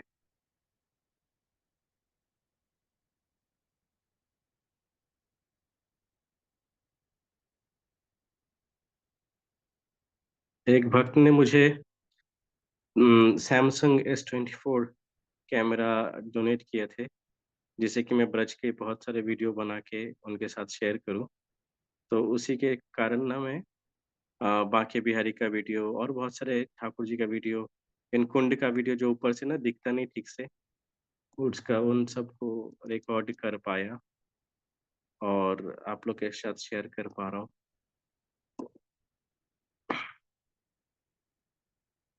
ये तो स्वामी हरिवंश जी की समाधि है। और देखते हैं क्या है। ये उनके समाधि के अंदर का दृश्य। वहां पे उनके लिए ना पानी, करुआ बोलते हैं इसे, और गोबर से सुंदर लेपा गया है, सुंदर सजाया गया है। और देखो इन कुंजों में बंदर वंदर सब घूमते हैं उनका जैसे। ये सब ब्रज के जो एक ग्रंथ है, रूप गोस्वामी ने लिखा है, मथुरा महात्म्य। और अब मथुरा महात्म्य ग्रंथ में रूप गोस्वामी कहते हैं कि ब्रज के जो अ, सुअर हैं, वो सुअर भी ब्रह्मा जी से ज्यादा पूजनीय है, ऐसा उन्होंने बताया है। ठीक है। तो ये हो गया कुछ दर्शन सेवा कुंज का। अब मैं कुछ डाउनलोड कर लेता हूँ थोड़ा राधा श्याम सुंदर का। पिक्चर मैंने रखा था, पर किसी कारणवश मुझे अभी दिख नहीं रहा है। तो मैं आपको थोड़ा राधा श्याम सुंदर का वो विग्रह जो श्यामानंद प्रभु के आ, वहां पर है, तो मैं आपको थोड़ा दिखा देता हूँ। जो राधा के हृदय से प्रकट हुआ था ना, और श्यामानंद प्रभु को दिया था, राधा श्याम सुंदर मंदिर। ये ये है, ये वाला। यहाँ बंसी मेरा।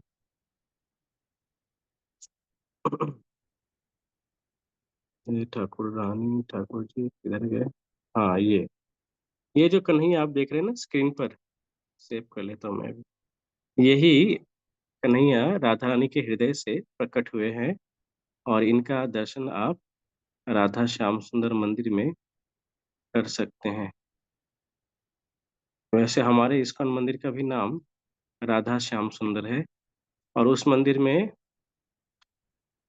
एक और बड़े से श्याम सुंदर है, क्योंकि छोटा श्याम सुंदर काफी छोटे हैं ना, तो वो ठीक से दिख नहीं पाते, इसलिए वहां पर एक बड़ा श्याम सुंदर का भी स्थापना की गई। ये श्याम सुंदर मंदिर का प्रांगण है कि वो लोग गलती से भी तस्वीर उठाने नहीं देते और हम भी थोड़ा हम लोग भी थोड़ा कभी कभार कोशिश करते हैं। ये चंदन यात्रा में उनका स्वरूप है। यहाँ पे किशोरी जी के जो बाल है वो काफी लंबे हैं। और बहुत वृंदावन में ना राधा श्याम सुंदर मंदिर एकमात्र मंदिर है जिनका श्रृंगार ना अतुलनीय है। बहुत सुंदर लगता है उनका श्रृंगार। और मैं कोशिश करता हूँ श्याम सुंदर का और अगर पिक्चर दिख जाए तो आपको दिखाने का। नहीं होगा तो फिर क्या करें। एक बार राधा श्याम सुंदर, हे ठाकुर जी।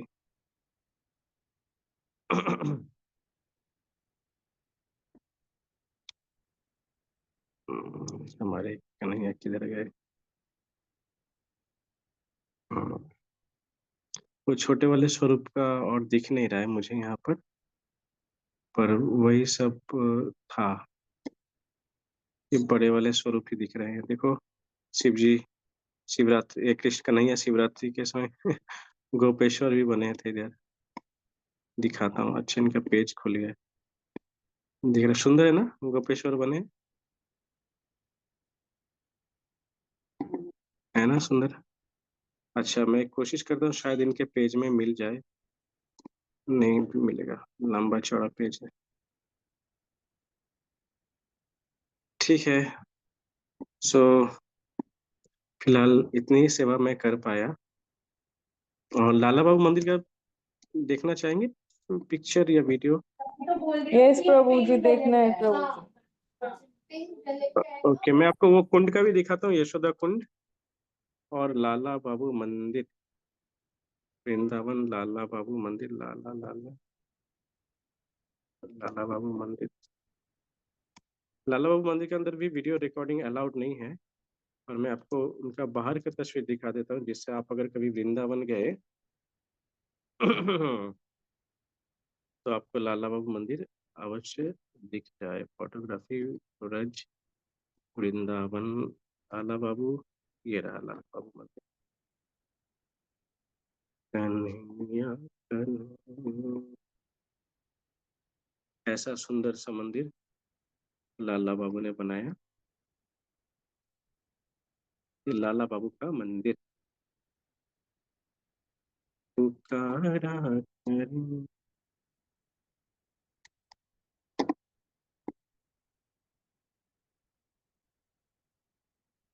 तो देखो यहाँ पे लिखा हुआ है लाला बाबू का मंदिर वृंदावन, कलकत्ता स्टेट।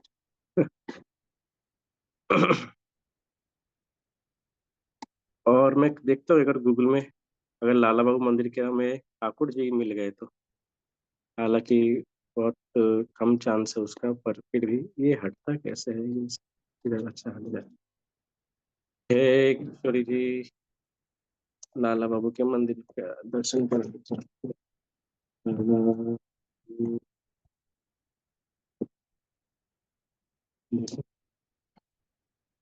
आ जाओ श्याम सुंदर। बड़े दाऊ जी ना। तो लाला बाबू मंदिर में ना रोज जाना पड़ेगा मुझको, तभी चुपके से तस्वीर ले पाऊँ।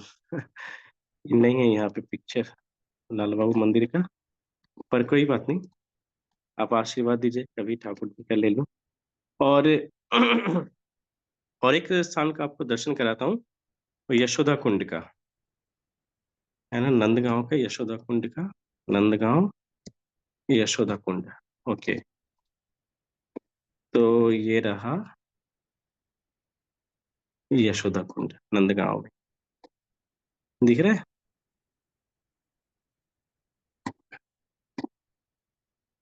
यशोदा कुंड के किनारे देखो, यशोदा मैया आती थी ना कन्हैया को लेकर नहाने तो कन्हैया को लेकर यशोदा में उसका हाथ पकड़ के है। पास में प्राचीन देवियों का एक टीला है, इस पर ब्रज की माताएं अभी भी पूजा करती हैं। और ये उस स्थान का थोड़ा गांव का सोना। यहाँ पे हाउ बिलाव शिला है इस यशोदा कुंड के पास। बता दो ये हाउ बिलाव शिला के बारे में। कोई कुछ बोल नहीं रहा। यस प्रभु। ओके, देखिए यहाँ पे एक मंदिर दिख रहा है ना, ये मंदिर, यहीं पे वो गुफा है। यस आज भी है प्रभु वो। जी दिख रहा है। हाँ, यहीं पे वो गुफा है जहाँ पे वो संत तपस्या करते थे। और ये हाउ बिलाव शिला के बारे में बता देता हूँ आपको। देखो, कन्हैया ना जब नंदगांव में रहते थे, एक्चुअली नंदगांव में क्यों गए नंद बाबा रहने के लिए। देखिए, गोकुल में तो असुर का बहुत उत्पात था कन्हैया के ऊपर, उनको हमला बहुत करते थे, उनको मारने का प्रयास करते थे। तो ब्रजवासीगण ने गोकुल छोड़ दिया। इसी दामोदर जो लीला चल रही ना, इसी दामोदर लीला के बाद ब्रजवासियों ने गोकुल छोड़ दिया था कि हम नहीं रहेंगे यहाँ, क्योंकि हमारे कन्हैया को जान का खतरा है। तो फिर वो लोग क्या किए थे, वृंदावन आ गए थे रहने। वृंदावन में कुछ दिन रहे तो बरसाने से बृषभानु बाबा आए, आके कहा कि तुम मेरे साथ आ, बरसाने के पास नंदगांव आ जाओ। क्यों? वहां पर संभवतः गर्ग ऋषि ने या महर्षि शांडिल्य ने, इन्होंने असुरों को अभिशाप दिया है। असुर क्या करते थे, यज्ञ में आके बहुत उत्पात करते थे, उन्हें यज्ञ करने नहीं देते थे। तो उन्होंने असुरों को अभिशाप दिया कि असुरगण, अगर तुम अगर तुम नंदगांव में पैर रखोगे तो तुम पत्थर के बन जाओगे। ऐसा उन्हें श्राप मिला। तो असुरों को लगा कि ये ऐसे ही झूठ बोल रहा है, ऐसा कुछ नहीं है होता। तो कंस ने दो असुर भेजा था कृष्ण को हमला करने के लिए। एक था हाउ, ये फॉक्स के रूप में था, ठीक है। और एक था बिलाव, ये बिल्ली के रूप में था। तो ये दोनों आए थे कृष्ण को मारने के लिए। और ये जैसे ही नंदगांव में पैर रखते हैं तो ये अभिशाप के कारण संग संग पत्थर के रूप में बन जाते हैं। तो ये बात बृजभानु बाबा को मालूम था। तो बृजभानु बाबा ने क्या किया, ये नंद बाबा को बताया कि वहां पे अभी कुछ दिन पहले दो असुर आए थे, वो पत्थर के बन गए हैं। तो वहां पे और कोई असुर भय से नहीं आता। अतएव नंदगांव तुम्हारे लिए और कृष्ण बलराम के लिए सबसे सुरक्षित स्थान है रहने के लिए। तुम यहीं पे आके ब्रजवासियों के साथ यहीं पे आके रहो। तो तब से नंद बाबा यहाँ रहते थे और यहीं पे बहुत सुंदर लीला हुई थी, है ना। तो यहाँ पे एक यशोदा माखन घड़ा भी है, मालूम। मैं आपको दिखा, ये जो किनारा दिख रहा है गड्ढा, बहुत बड़ा गड्ढा है, कम से कम 6-7 फीट बड़ा। और एक्चुअली ये गड्ढा नहीं है, ये मंथन करते हैं ना, मंथन करने का जो मिट्टी का घड़ा है ना, वो है। ये कहते हैं यशोदा मैया का ये मिट्टी का घड़ा, एक बड़ा सा कमरा है, ठीक है। इसमें न क्या यशोदा मैया नंदगांव में उनके जो 9 लाख गाय थे ना, उन गायों का जो दही बनती थी, उस दही का मंथन करके मक्खन बनाते थे यहाँ पर ब्रजरानी और अन्य सखियां मिलकर, ठीक है। तो ये वहां पर है, बहुत रेयर है, हर कोई नहीं जाता, ठीक है। तो मैं वो भी आपको दर्शन करा दिया। ओके, तो माफ कीजिएगा, मैं आपको आज काफी कष्ट दिया। आप लोग को ठीक से सुनने में शायद प्रॉब्लम हुई हो मेरे चलते। तो ये कुछ दृश्य थे। तो किसी का कोई प्रश्न? Stop sharing, okay. किसी का कोई प्रश्न, माता जी, प्रभु जी?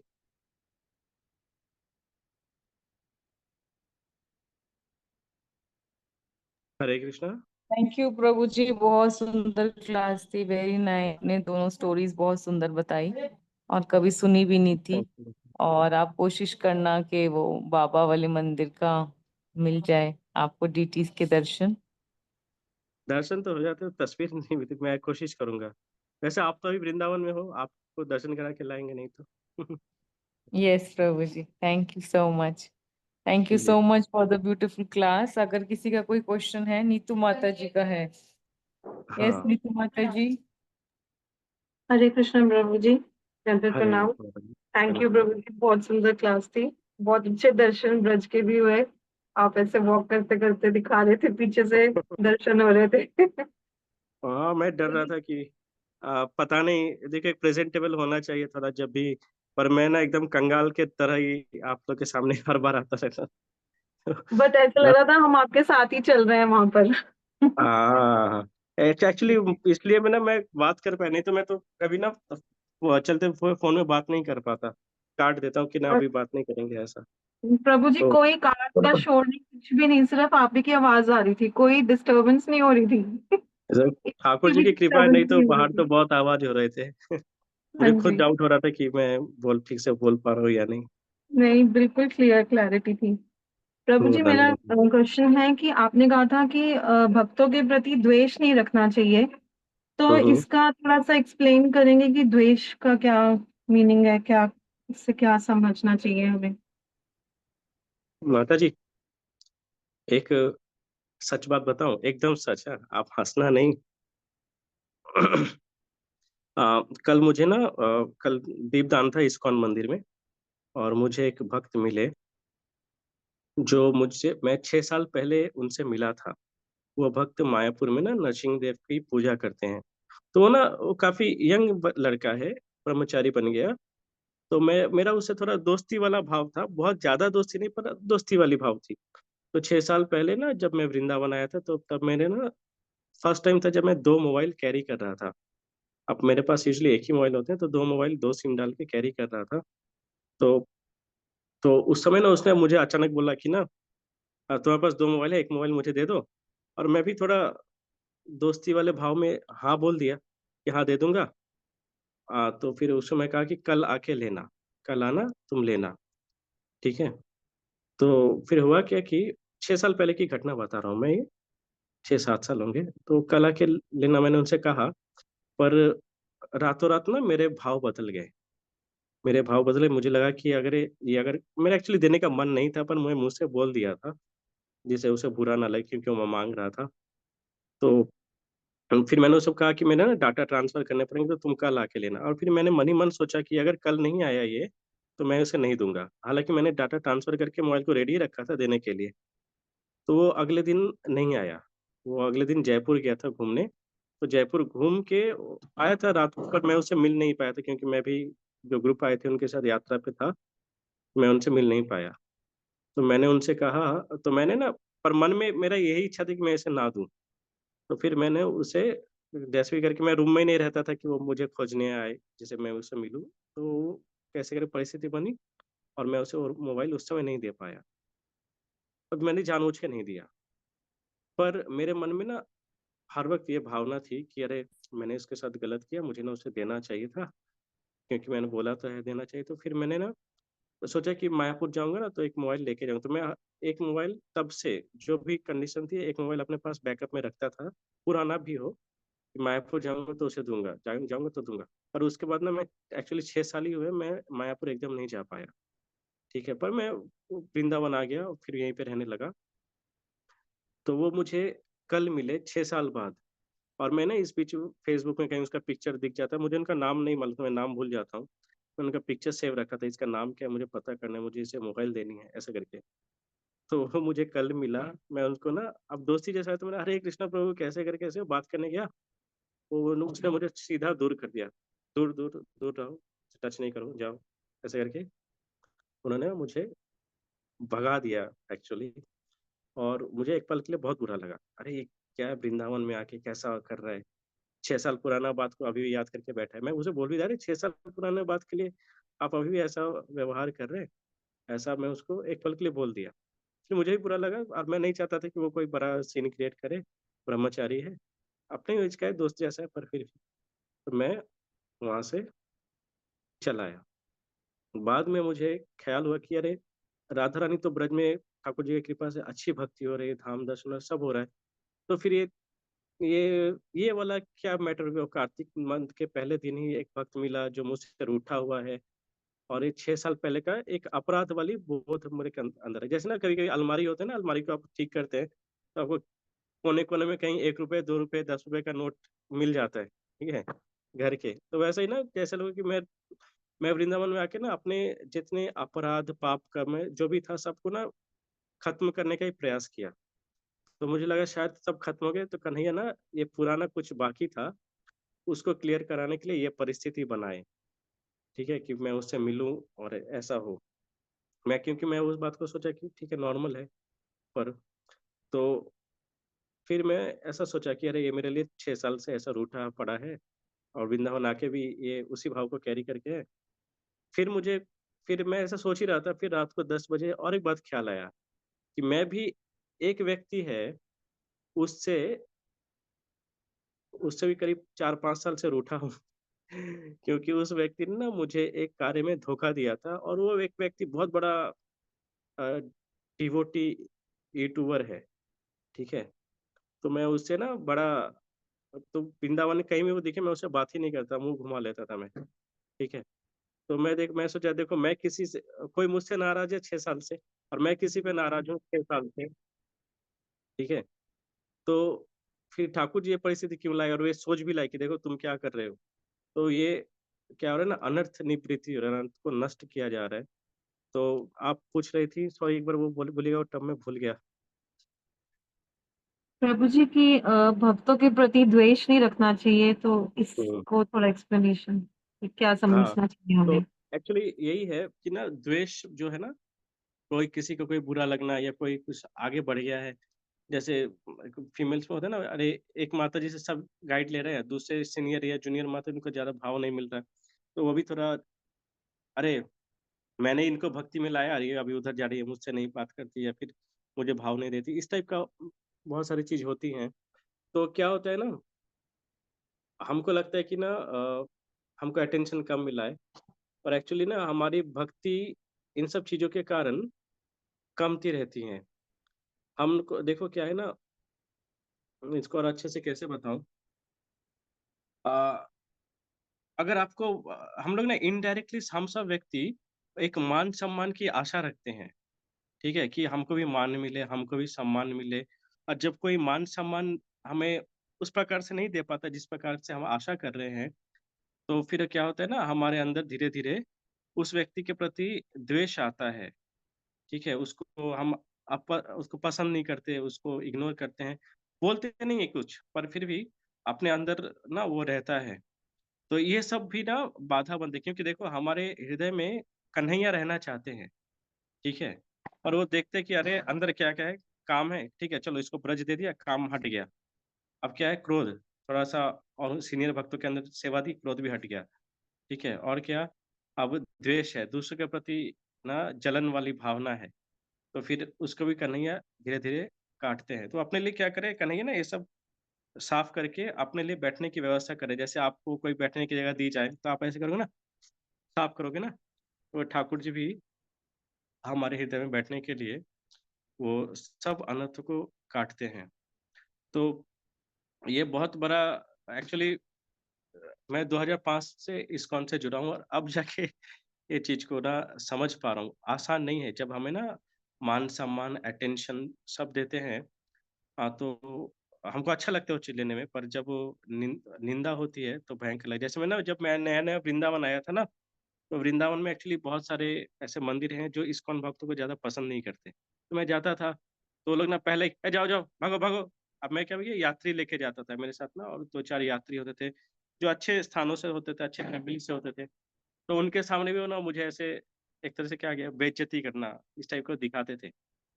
पर ब्रजवासी चाहे जितनी बेइज्जती करे, मन में रहता है कि सब हो। पहले तो बुरा लगता है, अरे इनके सामने भी ऐसे बोल दिया।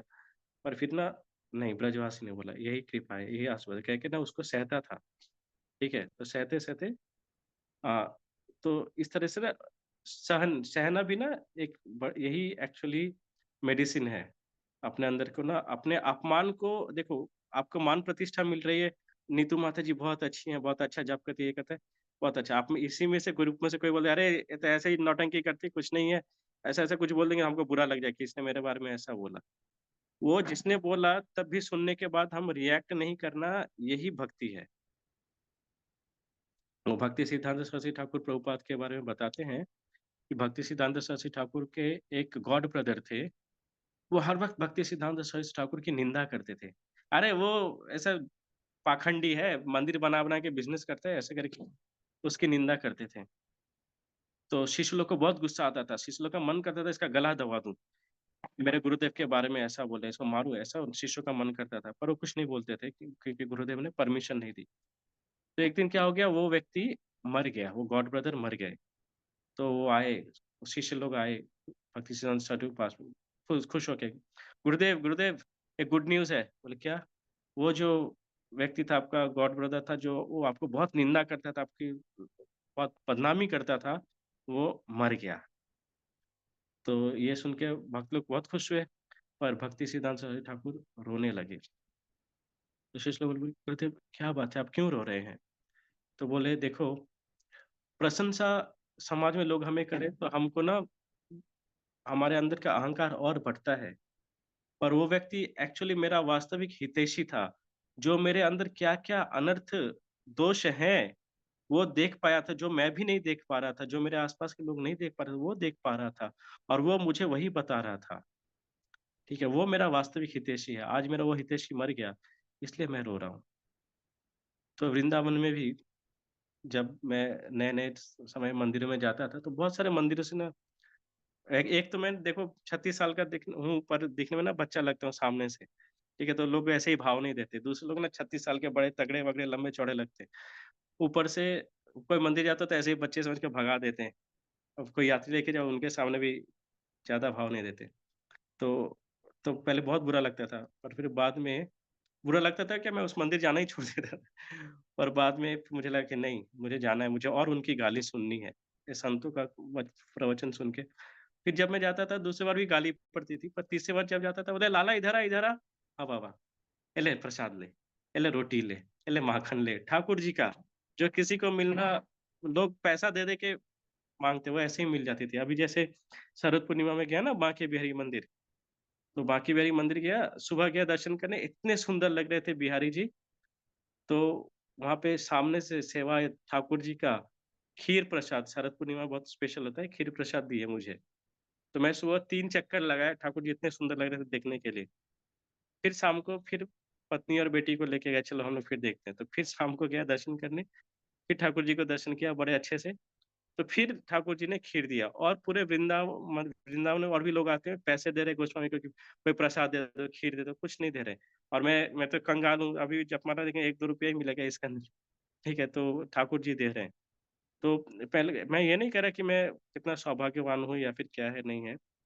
पर कह रहा हूँ कि ब्रज में ये ब्रजवासी, ये और सिर्फ ब्रज में ही क्या, ब्रज के बाहर भी जो वैष्णव जन हैं, जो जो ठाकुर जी को अपने हृदय में रखते हैं, इन सब की, ये सब लोग अगर हमें जब तक नहीं डाँटे ना, तब तक हमें लगना चाहिए कि हमारी भक्ति में उन्नति नहीं हुई है। हमको ना इनकी डाँट सुननी है। आप जितना इनकी डाँट सुनेंगे, उतना आपका अच्छा, ठीक है? कभी-कभी आपकी गलती नहीं होगी, तभी आपको दोष दिया जाएगा, ठीक है? आपको अलग कर दिया जाएगा, कुछ भी कर दिया जाए, ठीक है? हो सकता है उस संग उनके संग के कारण आपका भक्ति रुक जा रहा है, तो कोई बात नहीं, उनके संग मत करो, पर भक्ति को छोड़ना नहीं है किसी भी हाल में, ठीक है? और एक बात है ना, अभी कल ही मैं सुन रहा था, एक भक्त थे, उन्होंने क्या किया, अपने शिष्य को किसी अपराध के कारण वृंदावन से निकाल दिया। जाओ तुम वृंदावन रहने के योग्य नहीं, बोल के उनको निकाल दिया, उनको भगा दिया। वो गोवर्धन का भी दर्शन नहीं करते, वो रोते-रोते ब्रज के बाहर चले गए, आगरा चले गए, आगरा। आगरा जाके वहाँ पे उन्होंने एक जलेबी कचौड़ी का दुकान देखा, ठीक है?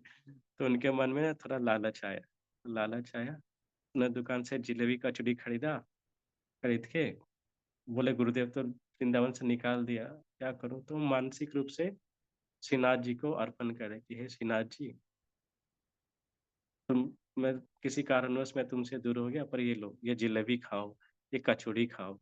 ऐसे करके मन ही मन वो ठाकुर जी को जलेबी कचौड़ी खिला रहे, ठीक है? इधर श्रीनाथ जी के जो पुजारी हैं, जो उनके गुरुदेव थे, वो देख रहे हैं कि श्रीनाथ जी के सामने जलेबी रखी हुई है। तो श्रीनाथ जी से उनकी बात होती थी, तो श्रीनाथ जी को बोले, "अरे! श्रीनाथ जी को बोले, अरे लाला, मैंने तो आज तुमको जलेबी नहीं पधराई, जलेबी मैंने तुमको नहीं दिया, तो तुम्हारे पास से जलेबी कहाँ से आया? तो श्रीनाथ जी मन ही मन सोच रहे कि अब इसको क्या बोलूँ, तुमने जिसको भगा दिया है उसी ने दिया है। फिर उन्होंने बोला कि बोलो कहाँ से आया, कहाँ से आया बताओ? बोले बताऊँ? गुस्सा तो नहीं करोगे? बोला नहीं, तुमने जिसको निकाल दिया है ना वृंदावन से, उसी का दिया हुआ जलेबी है। तो वो बोले कि देखो, भक्त को मैंने निकाल दिया, पर वो तभी भी वहाँ पे मानसिक रूप से ठाकुर जी को जलेबी दे रहा है और ठाकुर जी जलेबी खा रहे हैं, ठीक है? तो ये है जवाब जो मुझे लगता है। ठीक है माता जी? हाँ जी प्रभु जी, थैंक यू। इसका मतलब जैसे कोई हमें मान सम्मान दे या ना दे, हमें किसी के लिए भी बदले की भावना नहीं रखनी चाहिए। कि हमें वो अगर डिसरिस्पेक्ट या कुछ गलत कर रहा है तो उसके साथ ऐसा नहीं सोचना चाहिए कि बदला लूं मैं इनसे, मैं भी इनको नहीं, वैसा नहीं, नहीं, रिस्पॉन्स, नहीं, ऐसा ये आप मतलब मैं नहीं, समझ रही आप हूँ। हाँ, एक बात आप ध्यान रखना कि आपके हृदय में कन्हैया को रखना है। आप अगर बदले की भावना, वो जलन अपने हृदय में रखोगे, तो कन्हैया वहां बैठेंगे तो उनको जलन होगी ना, उनको गर्मी लगेगी, ताप लगेगा, हाँ वो जी। अनकंफर्टेबल फील करेंगे ना। तो आप अपना हम्म। हृदय को जितना मंदिर बना सकते हो उस पर कार्य करो, मंदिर को साफ करो। ठीक है, बहुत हम्म। चैलेंज आएगा माता जी, बहुत आते हैं, कोई मान सम्मान नहीं देगा, कुछ नहीं देगा, कोई बात, आइसोलेट कर दे, कोई बात नहीं। ठीक है, आपका कनेक्शन, आपको ठाकुर जी चाहिए ना, आप पूरा हम्म। फोकस उन पे रखो, वही तो गुरु बन के आ रहे हैं, वही और भक्त बन के आ रहे हैं। ठीक है, अलग अलग कोई ये शक्ति नहीं है, सब ठाकुर जी की शक्तियां हैं। ठीक है, आप बस उनसे प्रार्थना करो। हम जैसे आप बात करते हैं ना अपने प्रियजन से, मम्मी की याद आई फोन कर दिया, पापा की याद आई फोन कर दिया, दोस्त की याद आई फोन कर दिया, वैसे ही ठाकुर ठाकुर जी को फोन करो ना। सबसे अच्छा फोन है प्रे, फिर है चैंटिंग, और फिर इधर ऑन कर लेता हूँ। हाँ, अभी इसका बैटरी बहुत कम है। तो और है, ये तो क्यों हो रहा है? इसको लीव कर दो, चार्जिंग में थोड़ा लगा देता हूँ। आवाज आ रही है माता जी? आ हाँ रही जी है। प्रभु जी, आ रही। एक आपने माता जी बताया आवाज आ रही है? चैंटिंग, और थर्ड वाला? सॉरी, हाँ, आवाज आ रही है माता जी? यस प्रभु जी, आ रही है। ओके, हाँ। तो सबसे अच्छा है हम अपने हृदय को साफ रखें, और ठाकुर जी हमारे हृदय में बैठेंगे, इस चिंतन करें, और ठाकुर जी से ना अपना कनेक्शन जितना बढ़ा सके उस पर, और उनको बढ़ाने के लिए बेस्ट है नाम जप, प्रे, प्रे कीजिएगा। वो प्रे ना बहुत कनेक्शन करता है, और जब हम प्रे करते हैं ना, तो हमें थोड़ी मानसिक चिंतन करनी चाहिए। कल ही मैं एक कथा में सुन रहा था कि हम लोग तो इतनी कथा सुनते हैं, पर हमारी भक्ति बढ़ती क्यों नहीं है? क्योंकि हम ना कथा सुनने के बाद भी उन लीलाओं का चिंतन नहीं करते हैं। ठीक है, उन लीलाओं की हमें तो चिंतन करनी चाहिए, इसी चिंतन को बोलते हैं ना मानसी सेवा। जैसे आप चिंतन करो कोई भी आज, जैसे आज कौन सा शरद पूर्णिमा वाली हुई ना, शरद पूर्णिमा ले लिया, तो आप ऐसा चिंतन करो कि मेरे घर में जो ठाकुर जी हैं, आपके घर में कोई ठाकुर नहीं है, पर आप चिंतन करो कि मेरे घर में कन्हैया है, राधा रमन जैसा देखने में है, और राधा रमन आज खुद मेरे घर में आए हैं। तो आज मैं ना, शरद पूर्णिमा है, आज मैं ना उनको श्रृंगार करूंगी। तो उनको सुंदर से आप ना सिल्वर का ड्रेस पहनाओ। ठीक है, आप उनको पहना रहे हो, उनका कमर छोटा सा है, पतली कमर है, उनको पहना रहे हो, उनको सुंदर उत्तरी दी है, बंसी पहना रहे दे रहे हो, मुकुट सुंदर का भी नाचेंगे ना, मुकुट गिरने नहीं चाहिए, थोड़ा ठीक से, बहुत टाइट भी नहीं करना है, लगेगा, ऐसे करके सुंदर से चिंतन करो। अभी कन्हैया शरद पूर्णिमा में जाएंगे, खाली पेट नहीं भेजेंगे, इसको कुछ खिलाते हैं, तो लो लाला, ये पूरी सब्जी मैंने बनाई है, लो खाओ, तो अपने हाथों से खिलाओ, वो खाओ बोल के रख मत दो। आप इवन अपने घर पे भी हम लोग क्या करते हैं, ठाकुर जी के सामने रख देते हैं। ठीक है, ठाकुर जी तो बच्चे हैं ना, हमको क्या करनी चाहिए ना, निवाला को ना खिलाना चाहिए ठाकुर जी के मुख तक, जो भी आपने बनाया लोग खाओ लाला खाओ, तो ऐसा फील करना है कि कन्हैया खा रहे, फिर वो जो हो गया उसको साइड में रखो, फिर और एक बार निवाला बनाओ खाओ, ऐसे करके प्यार से खिलाओ। ठीक है, ये मेरा भाव है, ब्रज में बहुत सारे संत ऐसे करते हैं। ठीक है, और मुझे लगता है ऐसे करने से ना आप बहुत ज्यादा कनेक्शन फील करोगे कोई भी लीला का। तो हम लोग क्या करते हैं, हम थोड़ा सा जब चिंतन स्टार्ट करेंगे ना, तो थोड़ा प्रयास हमारी तरफ से होगा, पर उसको ठाकुर जी ना अपने आप बाकी की लीला करते रहेंगे। उसको ठाकुर जी बोलेंगे मैया मुझे वो सब्जी दो, हमें वो मिठाई दो, मुझे मिठाई ज्यादा पसंद है, ठीक है मैया प्यास प्यास लगे पानी पिलाओ, फिर ठाकुर जी खेलते खेलते खाएंगे। ये सब ना आप देखने लगोगे। अभी मैं ऐसा फील होता है, ऐसे करते करते आप लीला आपके साथ ठाकुर जी साक्षात करेंगे। तो ये है माता जी, इस प्रकार अपने हृदय को ना वो मंदिर बनाओ। क्या होगा संसार के लोग तो कोई बार हम लोग भी तो 30-25 साल 50 साल बाद चले जाएंगे। ठीक 50 साल ज्यादा बोल दिया मेरे लिए, 30-35। तो इसलिए ना अपना जितना हो खाता क्लियर रखना चाहिए, है ना। हाँ जी प्रभु जी। जी। Thank you so much Prabhu जी। श्री राधे श्याम जी। धन्यवाद प्रणाम। जी। और कोई। थैंक यू प्रभु जी, बहुत सुंदर बताया प्रभु जी आपने। Thank you. आप आपके प्रभु जी हमें एक ऐसे सेशन चाहिए बार बार, जिससे कि हम आपको फॉलो कर पाए और आपके जैसा सरल भाव बन कर पाए। अरे माता जी मेरे अंदर कोई सरल है तो मेरे ब्रज के संत जन यार, यहाँ तक कि मेरे बीवी भी मेरे गुरु है, मैं इन लोग का सुन सुन के सीख रहा हूँ। अभी ये हमें सीखना है ना प्रभु जी आपसे। अभी बहुत मैं प्राइड है, छोटा फॉल्स हूँ, ईगो मैं है बेकार, अभी तो मैं हृदय में। सीख रहा हूँ माता जी, कुछ नहीं। जी।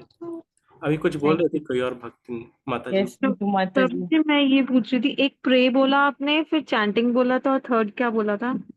मानसिक मन की सेवा। चिंतन, मानसिक चिंतन आप करना 5 मिनट्स, कुछ भी। जी। आप जैसे घर में आज क्या बनाया बताओ, दोपहर को क्या बनाया था आज अपने घर पे। कढ़ी चावल बनाए थे प्रभु जी। अरे हमारे कन्हैया का फेवरेट है कढ़ी चावल।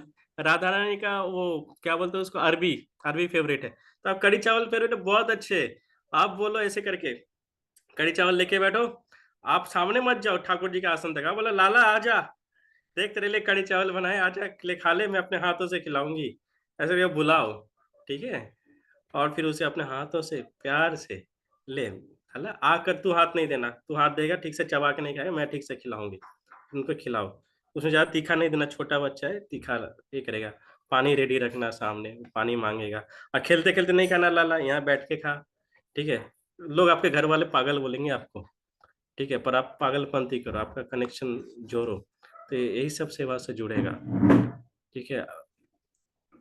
जो यही ब्रज है, आप जहाँ पे रह के लाला का चिंतन करेंगे वो स्थान ब्रज है, आप ब्रज में है। सशरीर ब्रज में, देखो इधर लोग आके बिल्डिंग बना रहे, एसी लगा रहे, ये लगा रहे, वो ब्रजवास नहीं है।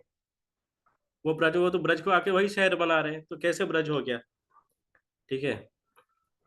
हालांकि यहाँ पे भी एसी लगवाए पर चलाता नहीं हूँ मैं, इलेक्ट्रिक बिल बहुत ज्यादा आती है इधर।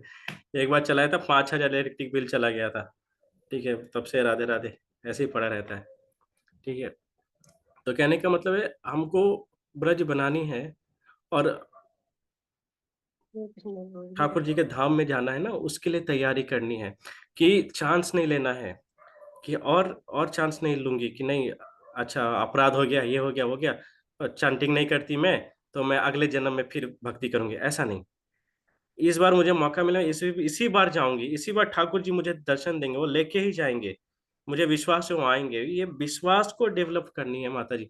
चाहे आपके अंदर कितना ही अपराध हो, आप मांस खाते हो, चाय पीते हो, कुछ भी करते हो, करने दो, ठीक है, पर अपना अंदर वो प्रेम बढ़ाओ, ठीक है। वो प्रेम बढ़ेगा तो आपके प्रेमिक जो चीज पसंद नहीं करते वो अपने आप आपके जीवन से चले जाएंगे, ठीक है।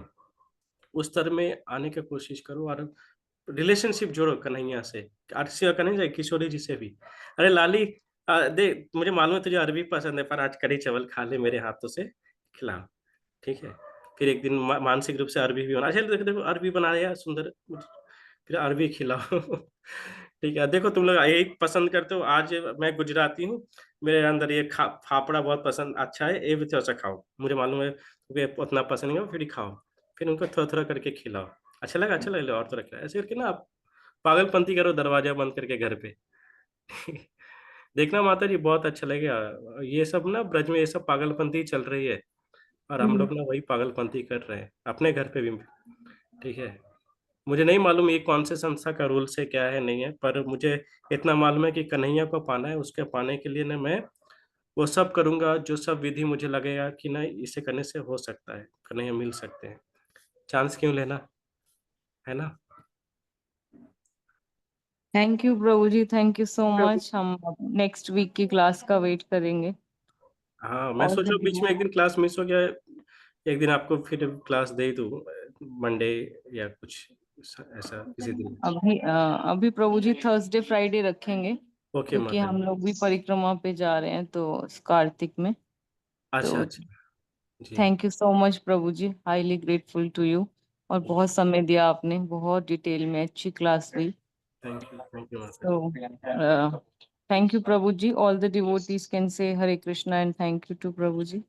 हरे कृष्णा हरे प्रभु जी, कृष्णा धन्यवाद मैम। हरे प्रणाम। कृष्णा प्रभु जी, दंड प्रणाम। Thank you so Hare much Krishna Prabhu Prabhu ji, ji. दंडवत प्रणाम। थैंक यू प्रभु जी। प्रभु जी धन्यवाद प्रणाम, थैंक यू। हरे बहुत कृष्ण अच्छी बात। प्रभु जी, दंडवत प्रणाम। राधे हरे राधे कृष्ण भैया, प्रभु जी, राधे माता राधे जी, भैया, धन्यवाद प्रणाम। राधे राधे भैया। हरे कृष्णा माता जी, धन्यवाद प्रणाम। हरे कृष्णा, आप सभी को धन्यवाद प्रणाम। जय श्री राधे श्याम। मैं चलता हूँ बिहारी जी के पास, आप लोग के लिए प्रे करूंगा। Radhe Radhe. Thank you. Hare Krishna.